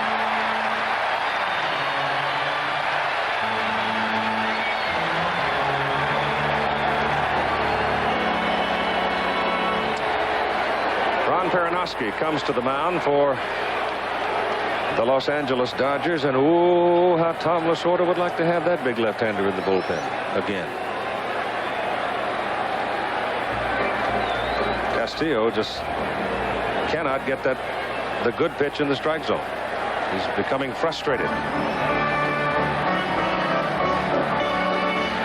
George Steinbrenner's box, the most photographed private box in the history of sport the last 10 days. Whatever he does, they win after he does it. All right, it's a lot of marbles and chalk rolling around right now as Winfield steps in with the bases loaded. 4-0 New York, 2 out. And the heat of the moment is square on the strong shoulders of Bob Castillo. Low, ball 1.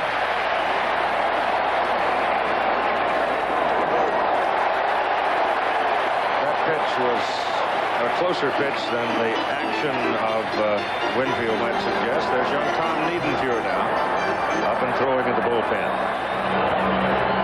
He's a youngster that came on a double-A ball. Hard thrower. It'll be interesting to see what he throws 2-0. Now you know.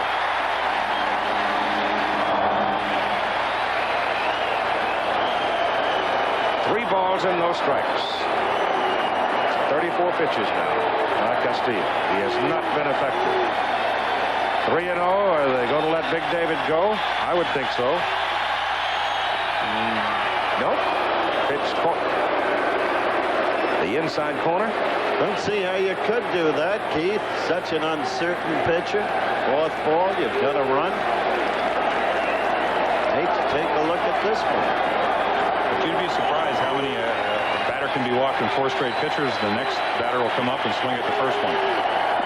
See that? One walks in, and that'll do it for Castillo.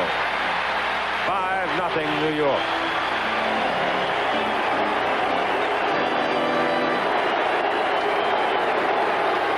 Time called as Tom Lasorda is going to change pitchers right here. We'll be back. Dave Goltz has now come on, the third Los Angeles pitcher. Royce started, went 2 2/3. Castillo relieved, and Bob Castillo faced 8 batters. Went to a 3-ball count 6 times, threw 36 pitches and walked 5, so he obviously didn't last very long. The Yankees are hitting, run having come home on the walk to Dave Winfield to make it a 5-0 ball game. And the numbers you saw on Dave Goltz. Now, he was one of the fellas who came to the Dodgers as a free agent, paid a lot of money for him. He just had a bad year. He's going to have to pitch now to Lou Piniella with 2 out and the bases still loaded. Little looper, Lopes races back, makes the catch, and the Yankees strand 3. But they do get another run. And so, after 4, the Yankees 5, the Dodgers nothing. All right, we'll move to the top of the 5th inning. Guerrero, Mundy, and Yeager for Los Angeles. Guidry still out there.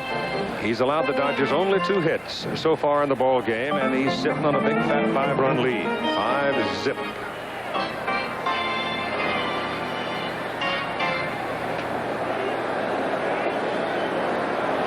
But he's a good, strong youngster who's going to be around a while. Ball is hit pretty well to center field. Mumphrey's on his horse. Jerry going back. He hit it well, but he hit it to just about the deepest part of Yankee Stadium. Death Valley up there, and you've got one out. Mumphrey, who's a naturally fine fielder, has had his own troubles in center field on different occasions here at Yankee Stadium this year. I think it's the toughest center field in the league, don't you? Well, not only is it the biggest, it's also very uneven. You're running out there during the pregame drills and climbing them out. Well, up and down and uneven. Very hard.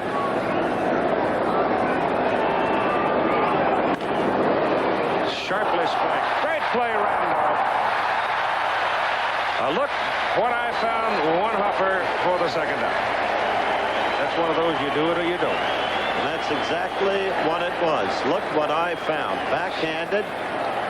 Took an upward bounce right into Willie's glove. That's what they call soft hands. Or luck. I think luck. Just a high fastball in the middle of the plate. Hit hard. But the balls that have been hit hard have been caught tonight. Yeager hits it high in the air to the right side. Piniella going back to the wall. It's gone. Home run, Yeager. So very quietly, Yeager gets the Dodgers a run, and he continues with his exceptional postseason hitting. He's hurt the Yankees before. Boy, you don't think that big guy isn't happy about that? Ho, ho, ho.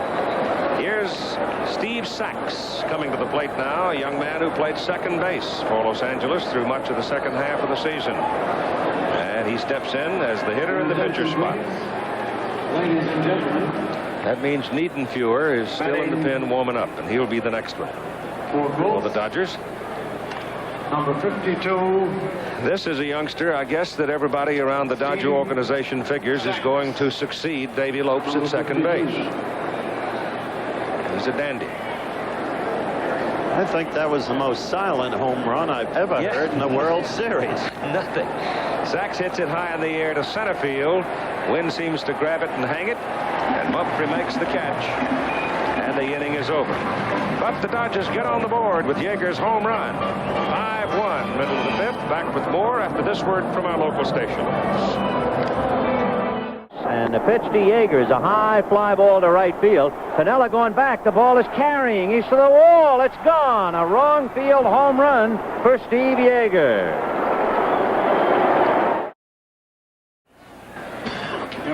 Big right-hander out there now, and I mean big, 6'5", 220. Tom Niedenfuer. He is the fourth Los Angeles pitcher. Started his professional career in San Antonio in the Texas League, and was 13-3 with 5 saves in 37 ball games, striking out 95 in 90 innings. Up he came. Bob Watson will be the first man he'll pitch to. Greg Nettles and Rick Cerrone follow. Hard thrower. He's got a fastball and a slider. Again, he's not what you'd call a finesse pitcher. He's coming after him. Bangs one in there low to make it 1-1. He's out of my alma mater, Washington State. There are 2 Cougars on that Dodger club, Ron Savy and the other one. Sharply hit, just past the glove of a stretching Davy Lopes. Bob Watson is wearing him out tonight. He's hit a 3-run home run and he's walked. High fly ball to the right side. Rick Mundy has room. Oh, he just missed another one. He's been under it 3 times. All 3 times he has hit a high fly ball to Rick Mundy in right field. 1 out.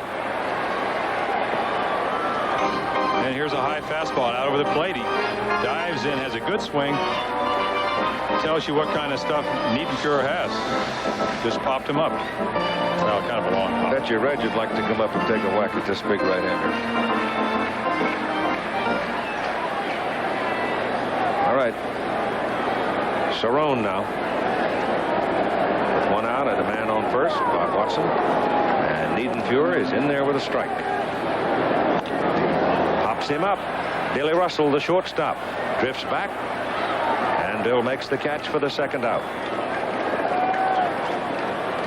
One of the old great hitters, batting instructor would look at him, even there, teaching for the Dodgers. Manny Mota began with San Francisco. What a hitter. Only 150 pinch hits. That's all. Through all the years.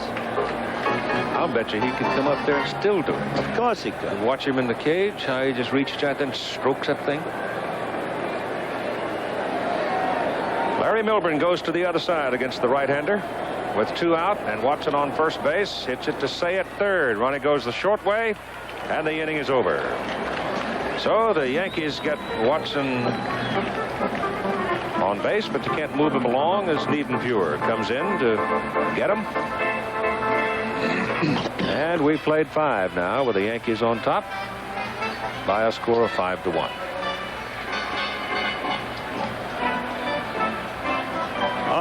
Okay.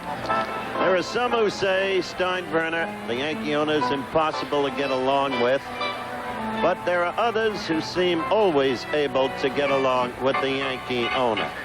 And one of those is the present manager, Bob Lemon. We talked about it. What about you yourself? You seem to have a very rare ability, the ability to get along with Georgie Porgy. Well, he's been very good to me. I have no squawks, and he lets me run the ball club. He makes suggestions, and if I think they warrant use, well, I use them. If they don't, well, I don't use them. What about your future as the Yankee manager? So much written about you as an interim manager, so much talk about Dick Williams. What is your future in your mind, and does all of the talk unsettle you? It doesn't unsettle me. I still have another year to go on my contract.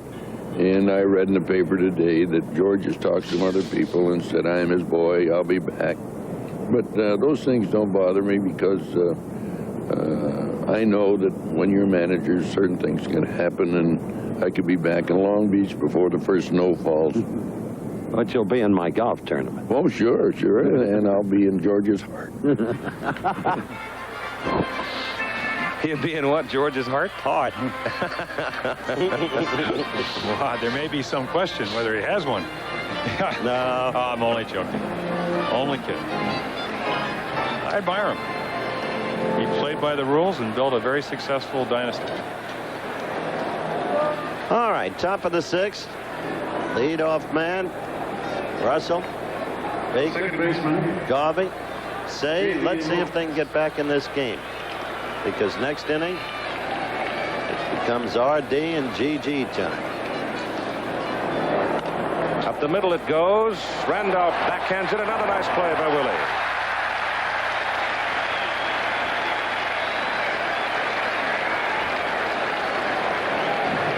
You talk about what makes a good pitcher. It's good defense, playing the hitters where they're going to hit the ball. Randolph shading up the middle. Doesn't have to go that far, but still makes a fine play and an excellent throw. One out for Bill Russell. But note the economy of pitches by Guidry. Russell hits it in the air to the right side. Lou Piniella coming toward the line. 2 down.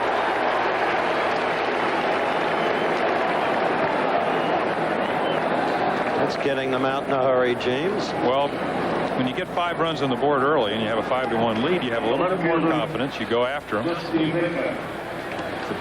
I'm sure if the score was tied, he'd be a little bit finer, maybe trying to make a little bit better pitch. But right now, they're trying to be aggressive. They're trying to get back in the game by getting a big inning, and that usually means we're swinging for home runs.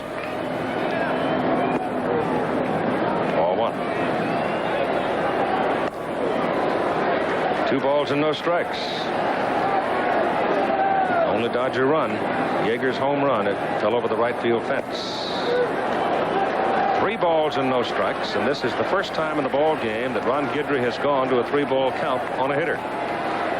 And we are in the top of the 6th.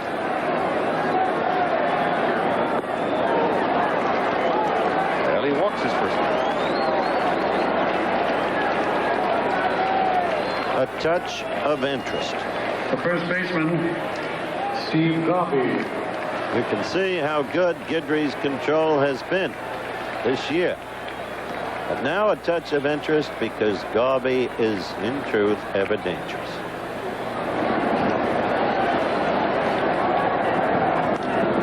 Fouls it back. He was looking fastball on the first pitch. He got fastball and he missed it. Strike 2. 1-2 pitch to Garvey.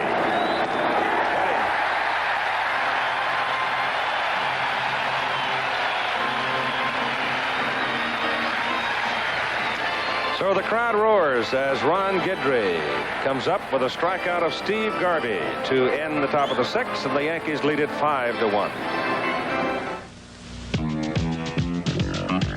I drink Dr. Pepper, don't you know?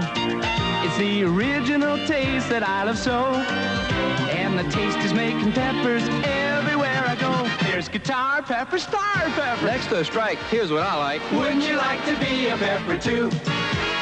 Ball peppers, tall peppers, small peppers, we're all peppers. Wouldn't you like to be a pepper too? Be a pepper, drink Dr. Pepper. Woo-hoo! Be a pepper. Ron Guidry, the pitcher for the Yankees, leads off the inning. That's another new experience for the Yankee pitcher.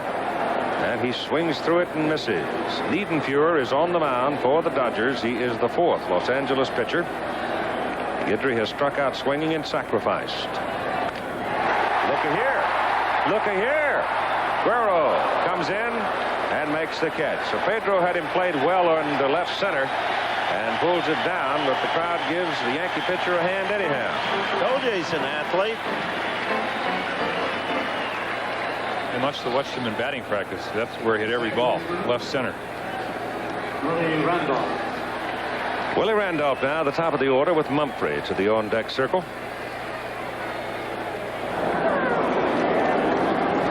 One ball and two strikes.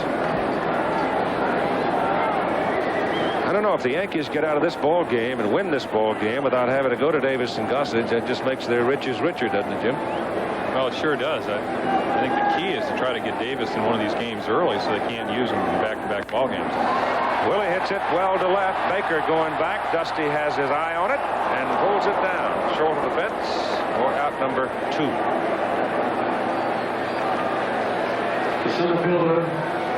Now it's Jerry Mumphrey, who's been busy. Pair of singles, scored twice, stolen a base, and walked.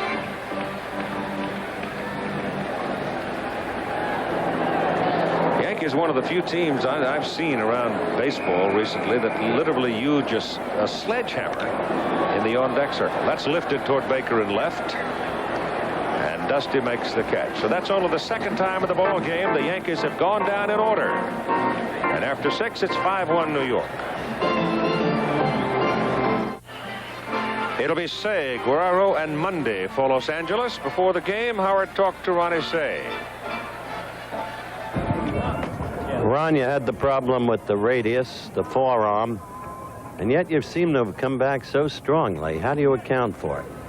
Well, Howard, I tell you, once I did break the radius, I started talking at length with Dr. Jobe about the potential possibility of my return and what I could look for in terms of things I could do while I was still in the cast. And that whole 5-week period that I was out was really one of mental preparation for the time that I would return. I knew the time that I needed to come out of the cast. I did a lot of jogging. I did a lot of exercising while I was still in the cast. The therapy to regain my full range of motion in the wrist after the cast came off only took about 4 days. And within a week, I was hitting. And it just went so well, I was very pleased with the whole recovery period. Pre-game comments of Ron Say, who swings and misses on the first pitch from Ron Guidry. Well, he certainly made himself a factor in the playoffs very quickly. He sure did. 2-2. Full count now. Alejandro Pena is now throwing in the Los Angeles bullpen, young right-hander, and George Frazier continues to throw in the New York pen. There's Pena. The New York pen is what interests me. One would expect Davis to be getting up momentarily. Line down the left field line, going to the corner. Say turns first. Winfield's on the ball. Say going to second. Throw comes in. He's out.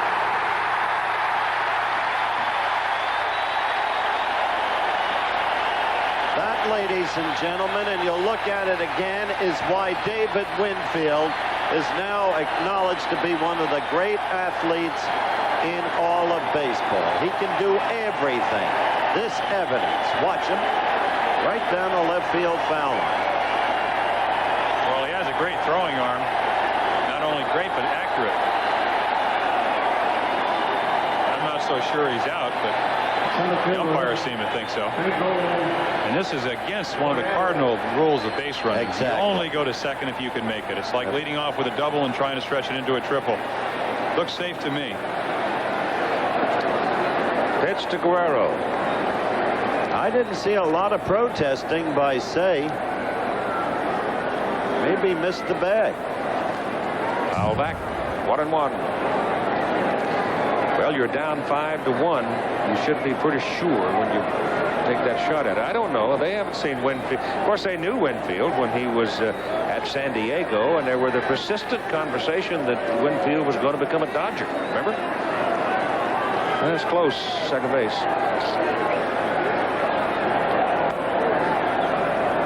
Well, it just kind of turns the inning around. You just don't have any pressure on Guidry. He ran a count to 3-2, which he hasn't done very often tonight. Kind of took a little bit off a fastball, and he ripped it in the corner and made a bad pitch. Winfield made a great throw, and That's what I expected, Jim. Ron Davis now working in the bullpen. No more with George Frazier. Look at that postseason record. Guidry now wobbling. He has walked Guerrero. So once again, that effort of Ron Say to get to second base, the throw by Winfield takes on more and more importance. Don't forget, Guidry has not had a complete game since July 23rd, 1980. And as he begins to tire, he begins to force. Jimmy, you're a great pitcher. You don't have to be told that. It's obvious that he begins to force himself and maybe even seek to overthrow. Not seek to, but overthrow, right? well, he's gone 3-2 on Say, and 3-1, and then walked Guerrero. He's only gone 7 innings or more 7 times this year. That's Bonnie Guidry, who begins to show a little bit of concern. Yet he threw that last pitch 92 miles an hour. How fast can you still throw? I haven't asked lately, to be honest. Well,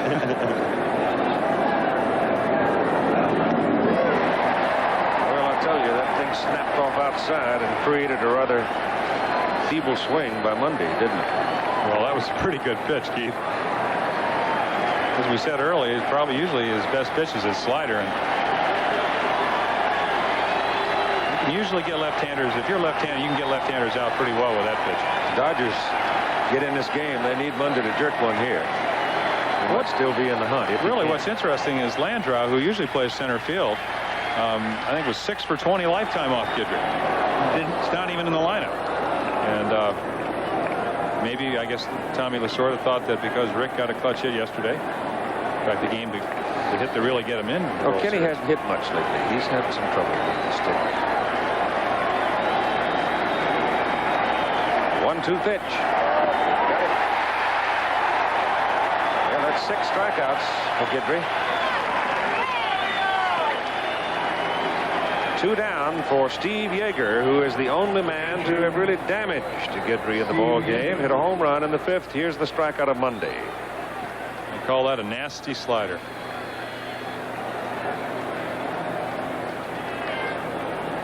All of Guidry's 6 strikeouts have been swinging.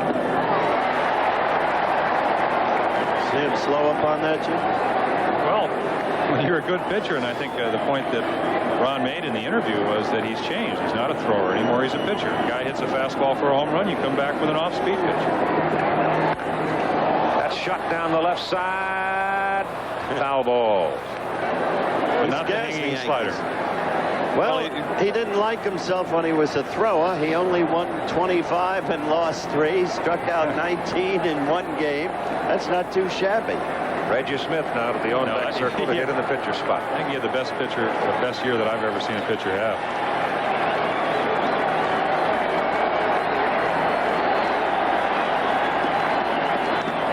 Yeager hits the ball in the air to the right side for Lou Piniella. And the inning is over. So the Dodgers now have stranded 4 base runners of the ball game. The Yankees lead in the middle of the 7th, 5-1.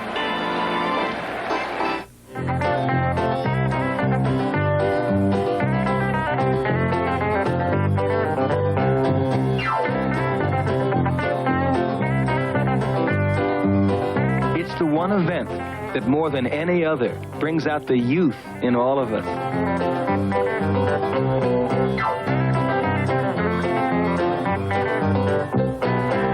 Baseball fever. Catch it. It's worth it. The preceding message was furnished by Major League Baseball. A look down on Yankee Stadium from the Goodyear Blimp America with Captain Don Woolley flying that big baby out of Dallas, Texas. Billy Sullivan up there with him. Quite a view. Fred Barber moved over from Ebbets Field, left his job with the Dodgers, joined Mel Allen at Yankee Stadium, a memorable broadcasting team, and Red promptly called it the big ballpark. Nobody's ever changed it. It's what it is. Winfield, Pinella Watson against big rookie right-hander Niedenfuhr.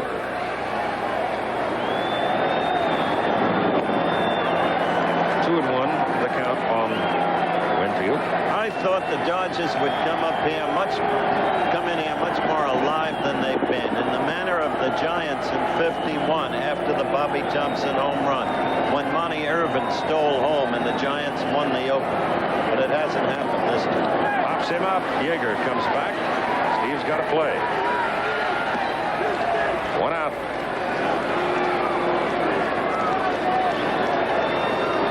Right fielder.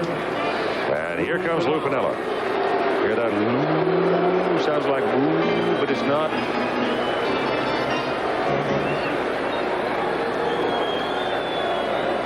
You know how Lou Piniella defines his hitting ability? You ask him what kind of a hitter are you? You know what he says? He's a guess hitter. All good hitters usually are. They have enough confidence in their ability to think they know what's coming, and they'll go up there and look for a pitch. Maybe give the pitcher a strike or two. A lot of young hitters go up there, they want to swing at everything. You know, Jim, you have to wonder if maybe despite their protestations, they really are emotionally tired at the very least, and physically too, after the 2 long series. Fly ball deep center. Guerrero turns the wrong way and hangs up there long enough for Pedro, and now he makes the catch. We're out number 2. The first baseman, Bob Watson. What do you think, Jim? I don't know. I think that the 3-run home run in the first inning not only physically puts you 3 runs down, but mentally you go up there with a lot different attitude. I know that the last thing you want to do if you're a pitcher is put your club 3 runs down in the hole. I'm sure that Jerry Royce knows that too, but sometimes it happens. Bob Watson stands in. Hit to the right side for Rick Mundy. So Niedenfuhr gets him in order again, and the score remains 5-1 after 7. Back with more series action after this word from our local stations. A crowd of some 56,470 just applauded as big right-hander Ron Davis comes on, and just look at the numbers. That tells you how effective he's been in postseason play. Darryl Thomas will be the first man to face him. Reggie Smith was out as a possible pinch batter a little while ago, but didn't get a chance to come to the plate. And now here's Darryl Thomas, who can play anywhere, anytime, well for you. Tell you what Davis has done. He's faced 33 batters, retired 28, allowed 1 single, walked 4. Got a little upset when Billy Martin played the stalling game, and the umpire, and that's what really got him upset, wouldn't let him warm up, take a few warm-up pitches. Said it would have been a further stalling tactic by Davis. Thomas is up there now. Darryl has played every position in the infield, I guess, but first base. Played center field. And probably, if something disastrous happened, would be the number 3 catcher for the Dodgers. Davis comes with his first moment of heat, and he misses low for ball 1 as Alejandro Pena stays in the Los Angeles bullpen, and he'll be the next Dodger pitcher. Thomas could conceivably be a guy to play all 9 positions. Could. Wanted to, I think. Circumstances being a little different, I think, this year. Right. They might have let him. Only 2 guys that I know of have ever done that. And I'll bet you Jim Palmer knows it. Cesar Tovar. Oh, I know that. Then I know that the other Birdcamp. Birdcamp and X. You got it. Oh, yes. Way to go. 1 out of 2 is not bad.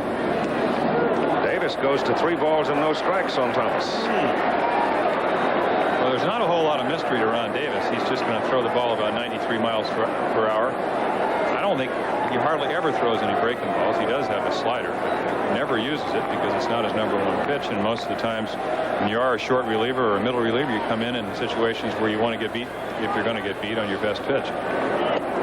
There's a strike. 3-1. Well, the hour is late for the Dodgers. They're trailing 5-1, and they're up in the top of the 8th inning. Ron says he hasn't thrown 10 curveballs all season. Well, Thomas, of course, here is trying to get on. They had something going last inning. I would think that the leadoff batter is the most important batter that a pitcher can face. Well, Thomas works him to the wall. Look for the goose to get working.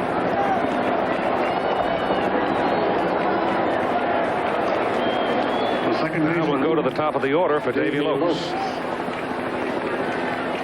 The phone has rung in the pen. And there he is. The man who answered the phone. Goose who hangs high. It'll be interesting to see if Davy Lopes is taking here.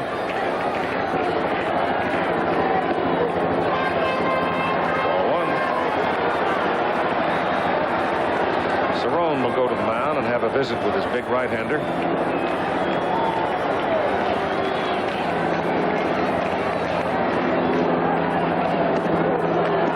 Very interesting, Gee. All of a sudden, make an easy game hard. Well, that can make a hard game easy, I guess. Maybe. We'll see. Davis throws it outside. Thomas breaks, goes to second.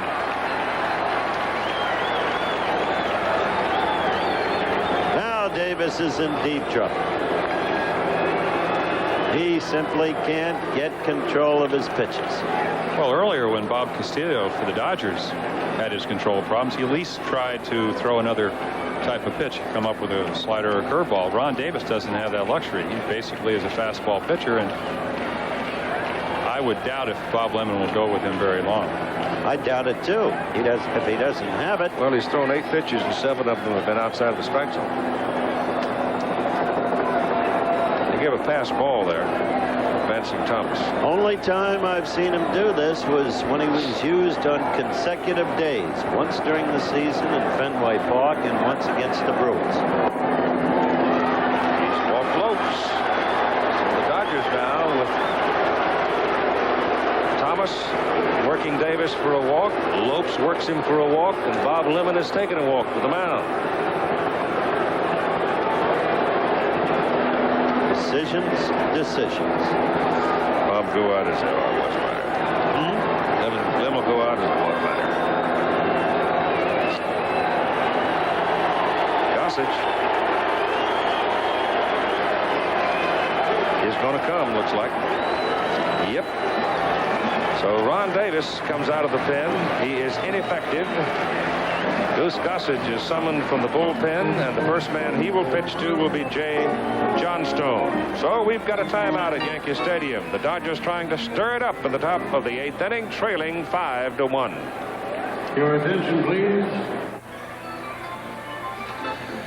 So here's the Goose, Rich Gossage, whose postseason performance has been every bit as impressive as that of Ron Davis. Davis was not impressive on this night. Couldn't find it. Didn't have it. Before the game, Howard talked to the Goose.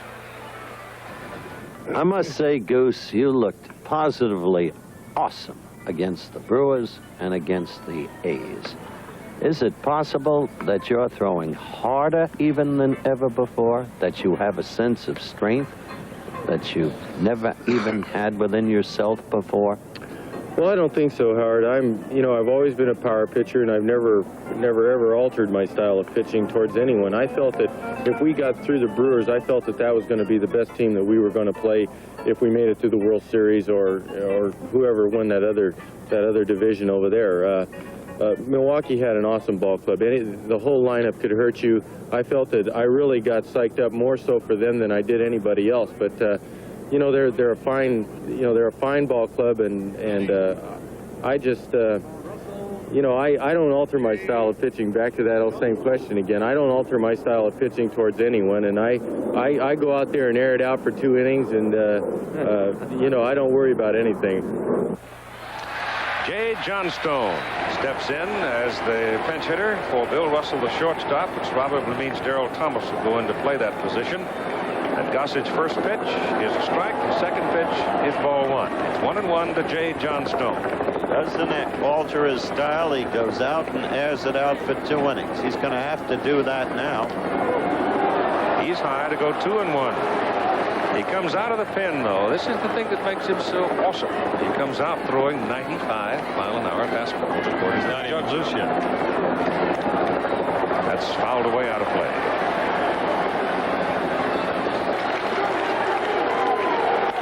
Gets the ball to right field. Drops for a base hit. Thomas turns third. He's coming home. Lopes goes to third. 5-2 New York. Johnstone gets the call and does his job.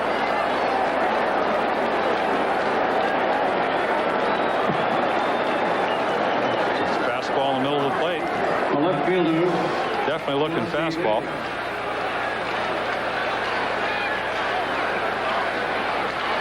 Now it's Dusty Baker. Then Steve Garvey. Nobody out. 5-2 ball game. No quitting this team. Hearts begin to beat in Los Angeles, but there it is. High fly ball to right center for Piniella. Tagging at third, Lopes. He's coming. 5-3 ball game. 1 out.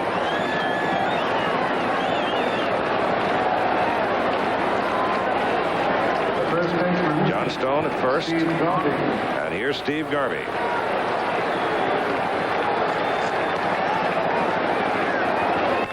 Garvey alone. What a play by Nettles at third base. I've never seen such a burglar.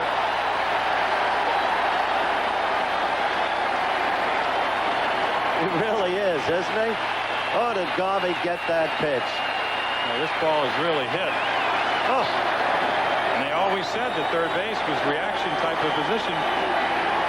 Don't see too many better plays than that. Whoa.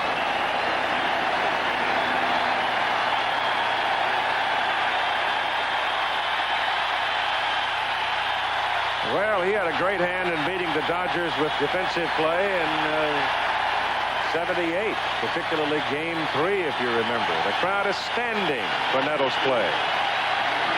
Not only that, how it must haunt Lasorda.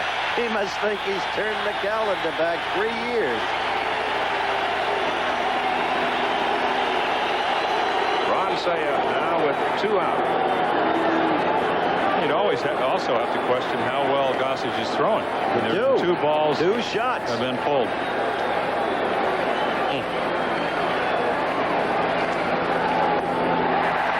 1-1 to say. I think you touched on it earlier. He wasn't really loose. Well, I think when you bring Ron Davis in, you don't expect to get into the ball game as soon as he was called for.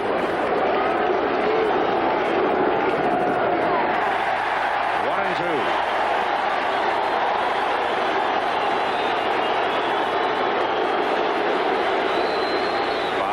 Ball game. Johnstone's on first. Dodgers have scored twice in this inning. Say hits a bouncer toward Nettles. Goes to second. And the inning is over. Dodgers have one more chance in a 5-3 ball game. Goose Gossage takes a gander at the Dodgers' #1 run producer, Steve Garvey.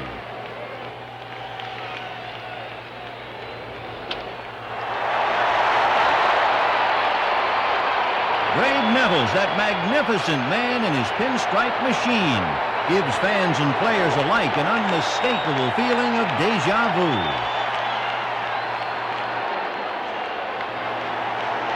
This phenomenal play is strikingly similar to Nettles' acrobatics in the '78 series, when he and his glove seemed possessed of mystical power. Right to Nettles. Hit that ball hard. Had him played perfectly. Guidry's pitch to Smith. Ground ball to third. Nettles dives, backhands it, gets up. Long throw to first. He got him.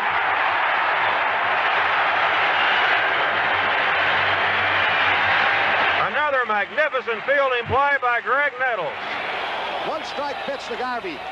Hit hard once again. Nettles will go to second. He just gets the rush. Sliding runner will retire the side. Greg Nettles with quite a defensive display that inning once again. The bases are full. Drew Nettles with a great play. To Doyle to get the run and save 2 runs. What a display by Greg Nettles, the Yankee third baseman, who's making a believer of even Tom Seaver. He is absolutely fabulous. I don't believe it. What he has done in the last 2 days, it's unbelievable. Watch him go to his right again. Another shot down the line. It's unbelievable what he's done, the plays he's made behind the pitchers on the Yankee pitching staff. The ball is crushed. He got an in-between hop. He gets the force out at second base to save 2 runs. So the Yankees retain the lead as we go to the last of the 6th here at Yankee Stadium. It's the Yankees 2, the Dodgers 1. Wow. Here is the 5th Dodger pitcher, Dave Stewart, who only warmed in the last part of the previous inning, so he has not thrown that many pitches, but he is big and he is strong and he can flat fog it home. At shortstop now is Darrell Thomas, as we suggested a little while ago, replacing Bill Russell. And Stewart will be pitching to Greg Nettles, who made the great play at third on Garvey's shot, Rick Cerrone and Larry Milburn. Stewart, I'm sure everybody in Los Angeles remembers, was the losing pitcher in 2 games against Houston. I'll tell you, it's always this way, Jim, isn't it? The great play, and then the guy gets up. And Nettles made an almost equally great play on Ted Simmons in the start of the Milwaukee Brewers series. He does it almost by habit. I thought Lasorda was going to come out and count the number of men on the field. 37 years old. The whispers at the start of the year he had lost a step. He was through. Instead, he's had an absolutely great year.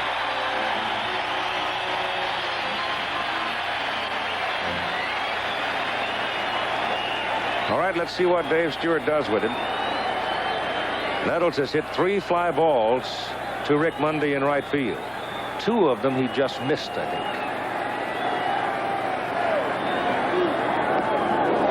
Swings through that one for strike 1. I thought young Tom Niedenfuhr did a good job. He pitched 3 innings, allowed only 1 hit. Well, he did do his job. He kept them in the game, and they're back in it. And right now, it's Stewart's job to do the same thing. He's got Nettles in the hole at 2 strikes. 95 miles an hour. It's like the goose. He throws a Hummer. He's a good athlete. Just the way he moves. Very graceful athlete. 2-2.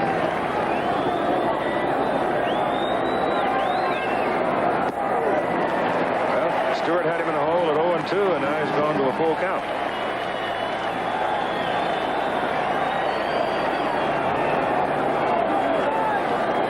Cerrone is on deck.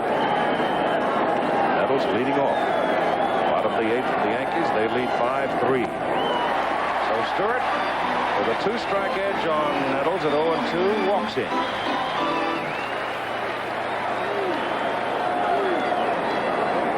The catcher, Rick Cerrone. Cerrone steps in. Hitless tonight.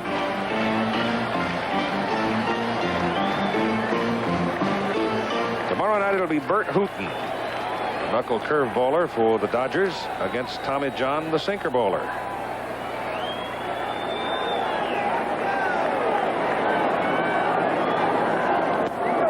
There's a strike. Happy goes into the University of Texas Hall of Honor November 21.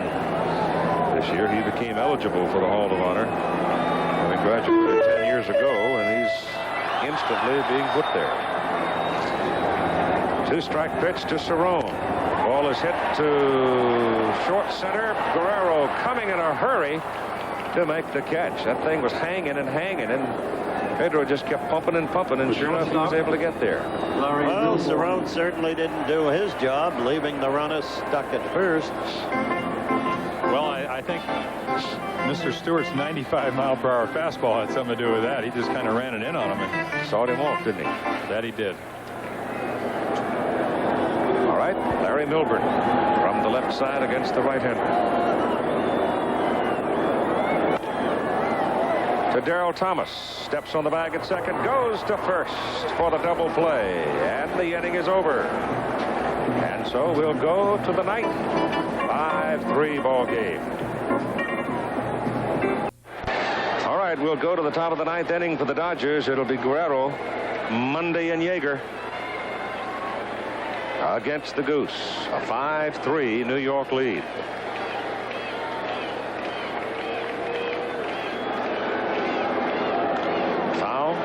Upstairs out of play. We have a note given us from the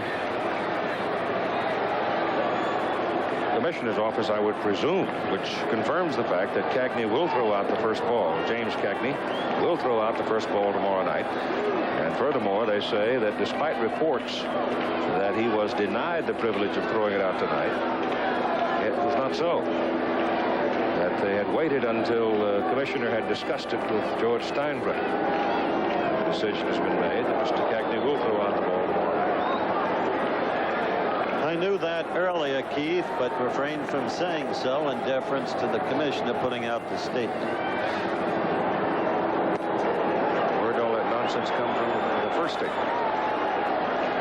I don't know, but Gossage is playing with some nonsense now because the hitter on deck is Rick Mundy, and that's no nonsense. 3-2 to Guerrero. Rick can hit one out even if it's Tuesday.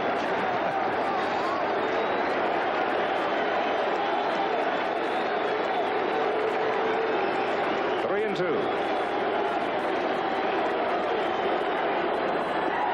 Strikes him out. Threw the fastball in on the hands and got him. This is why Gossage so effective. The ball will just run into the right-hander. It looks like it's over the plate. When it finishes, you can see Cerrone having to reach for it inside. Rick Mundy.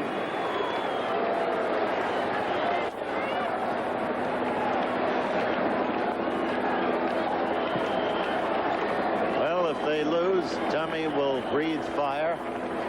They didn't show us that much. We had them. Our pitchers held them after that first inning.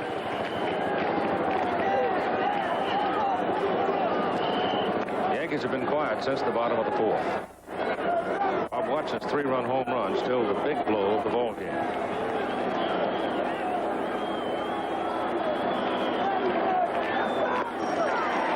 One and one. Kenny Landreau to the on-back circle, left-handed hitter.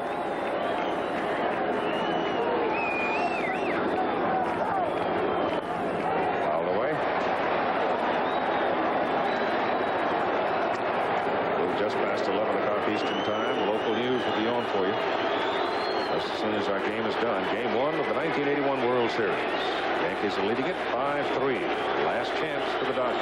1 out. Howard, you mentioned earlier why they don't bunt on Nettles. He's 5 or 6 steps behind the bag. Mundy, who has pretty good speed, didn't take advantage of it. I think if this series goes 6 or 7 games, they're going to have to bring Nettles in closer to home plate and try to hit some balls by him. You can't allow him to play as deep as he did. On the outside corner, and Mundy is not pleased. Doesn't matter whether he is or not, it's been called. The whole story on the Goose tonight was Davis had to be gotten out of there so quickly. The Goose had not, as Jim Palmer said, had time properly to warm up, to loosen up. Now the Goose is strong. That thing had a pretty good run off the outside. Well, I remember Hank Bauer telling Davey Johnson when he took a 3-2 fastball with the bases loaded.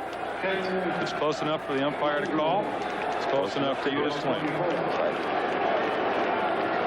2 down for the Dodgers in the top of the 9th inning. The Yankees on top 5-3. And Kenny Landreau is up there for ball 1. best he hit at David Johnson. 1-1. 41 or 43 home runs for Atlanta one year. Right after we traded him. Wasn't that amazing? Goose in the ball. Pitcher. Boys, we'll be back after this commercial and a word from our local state.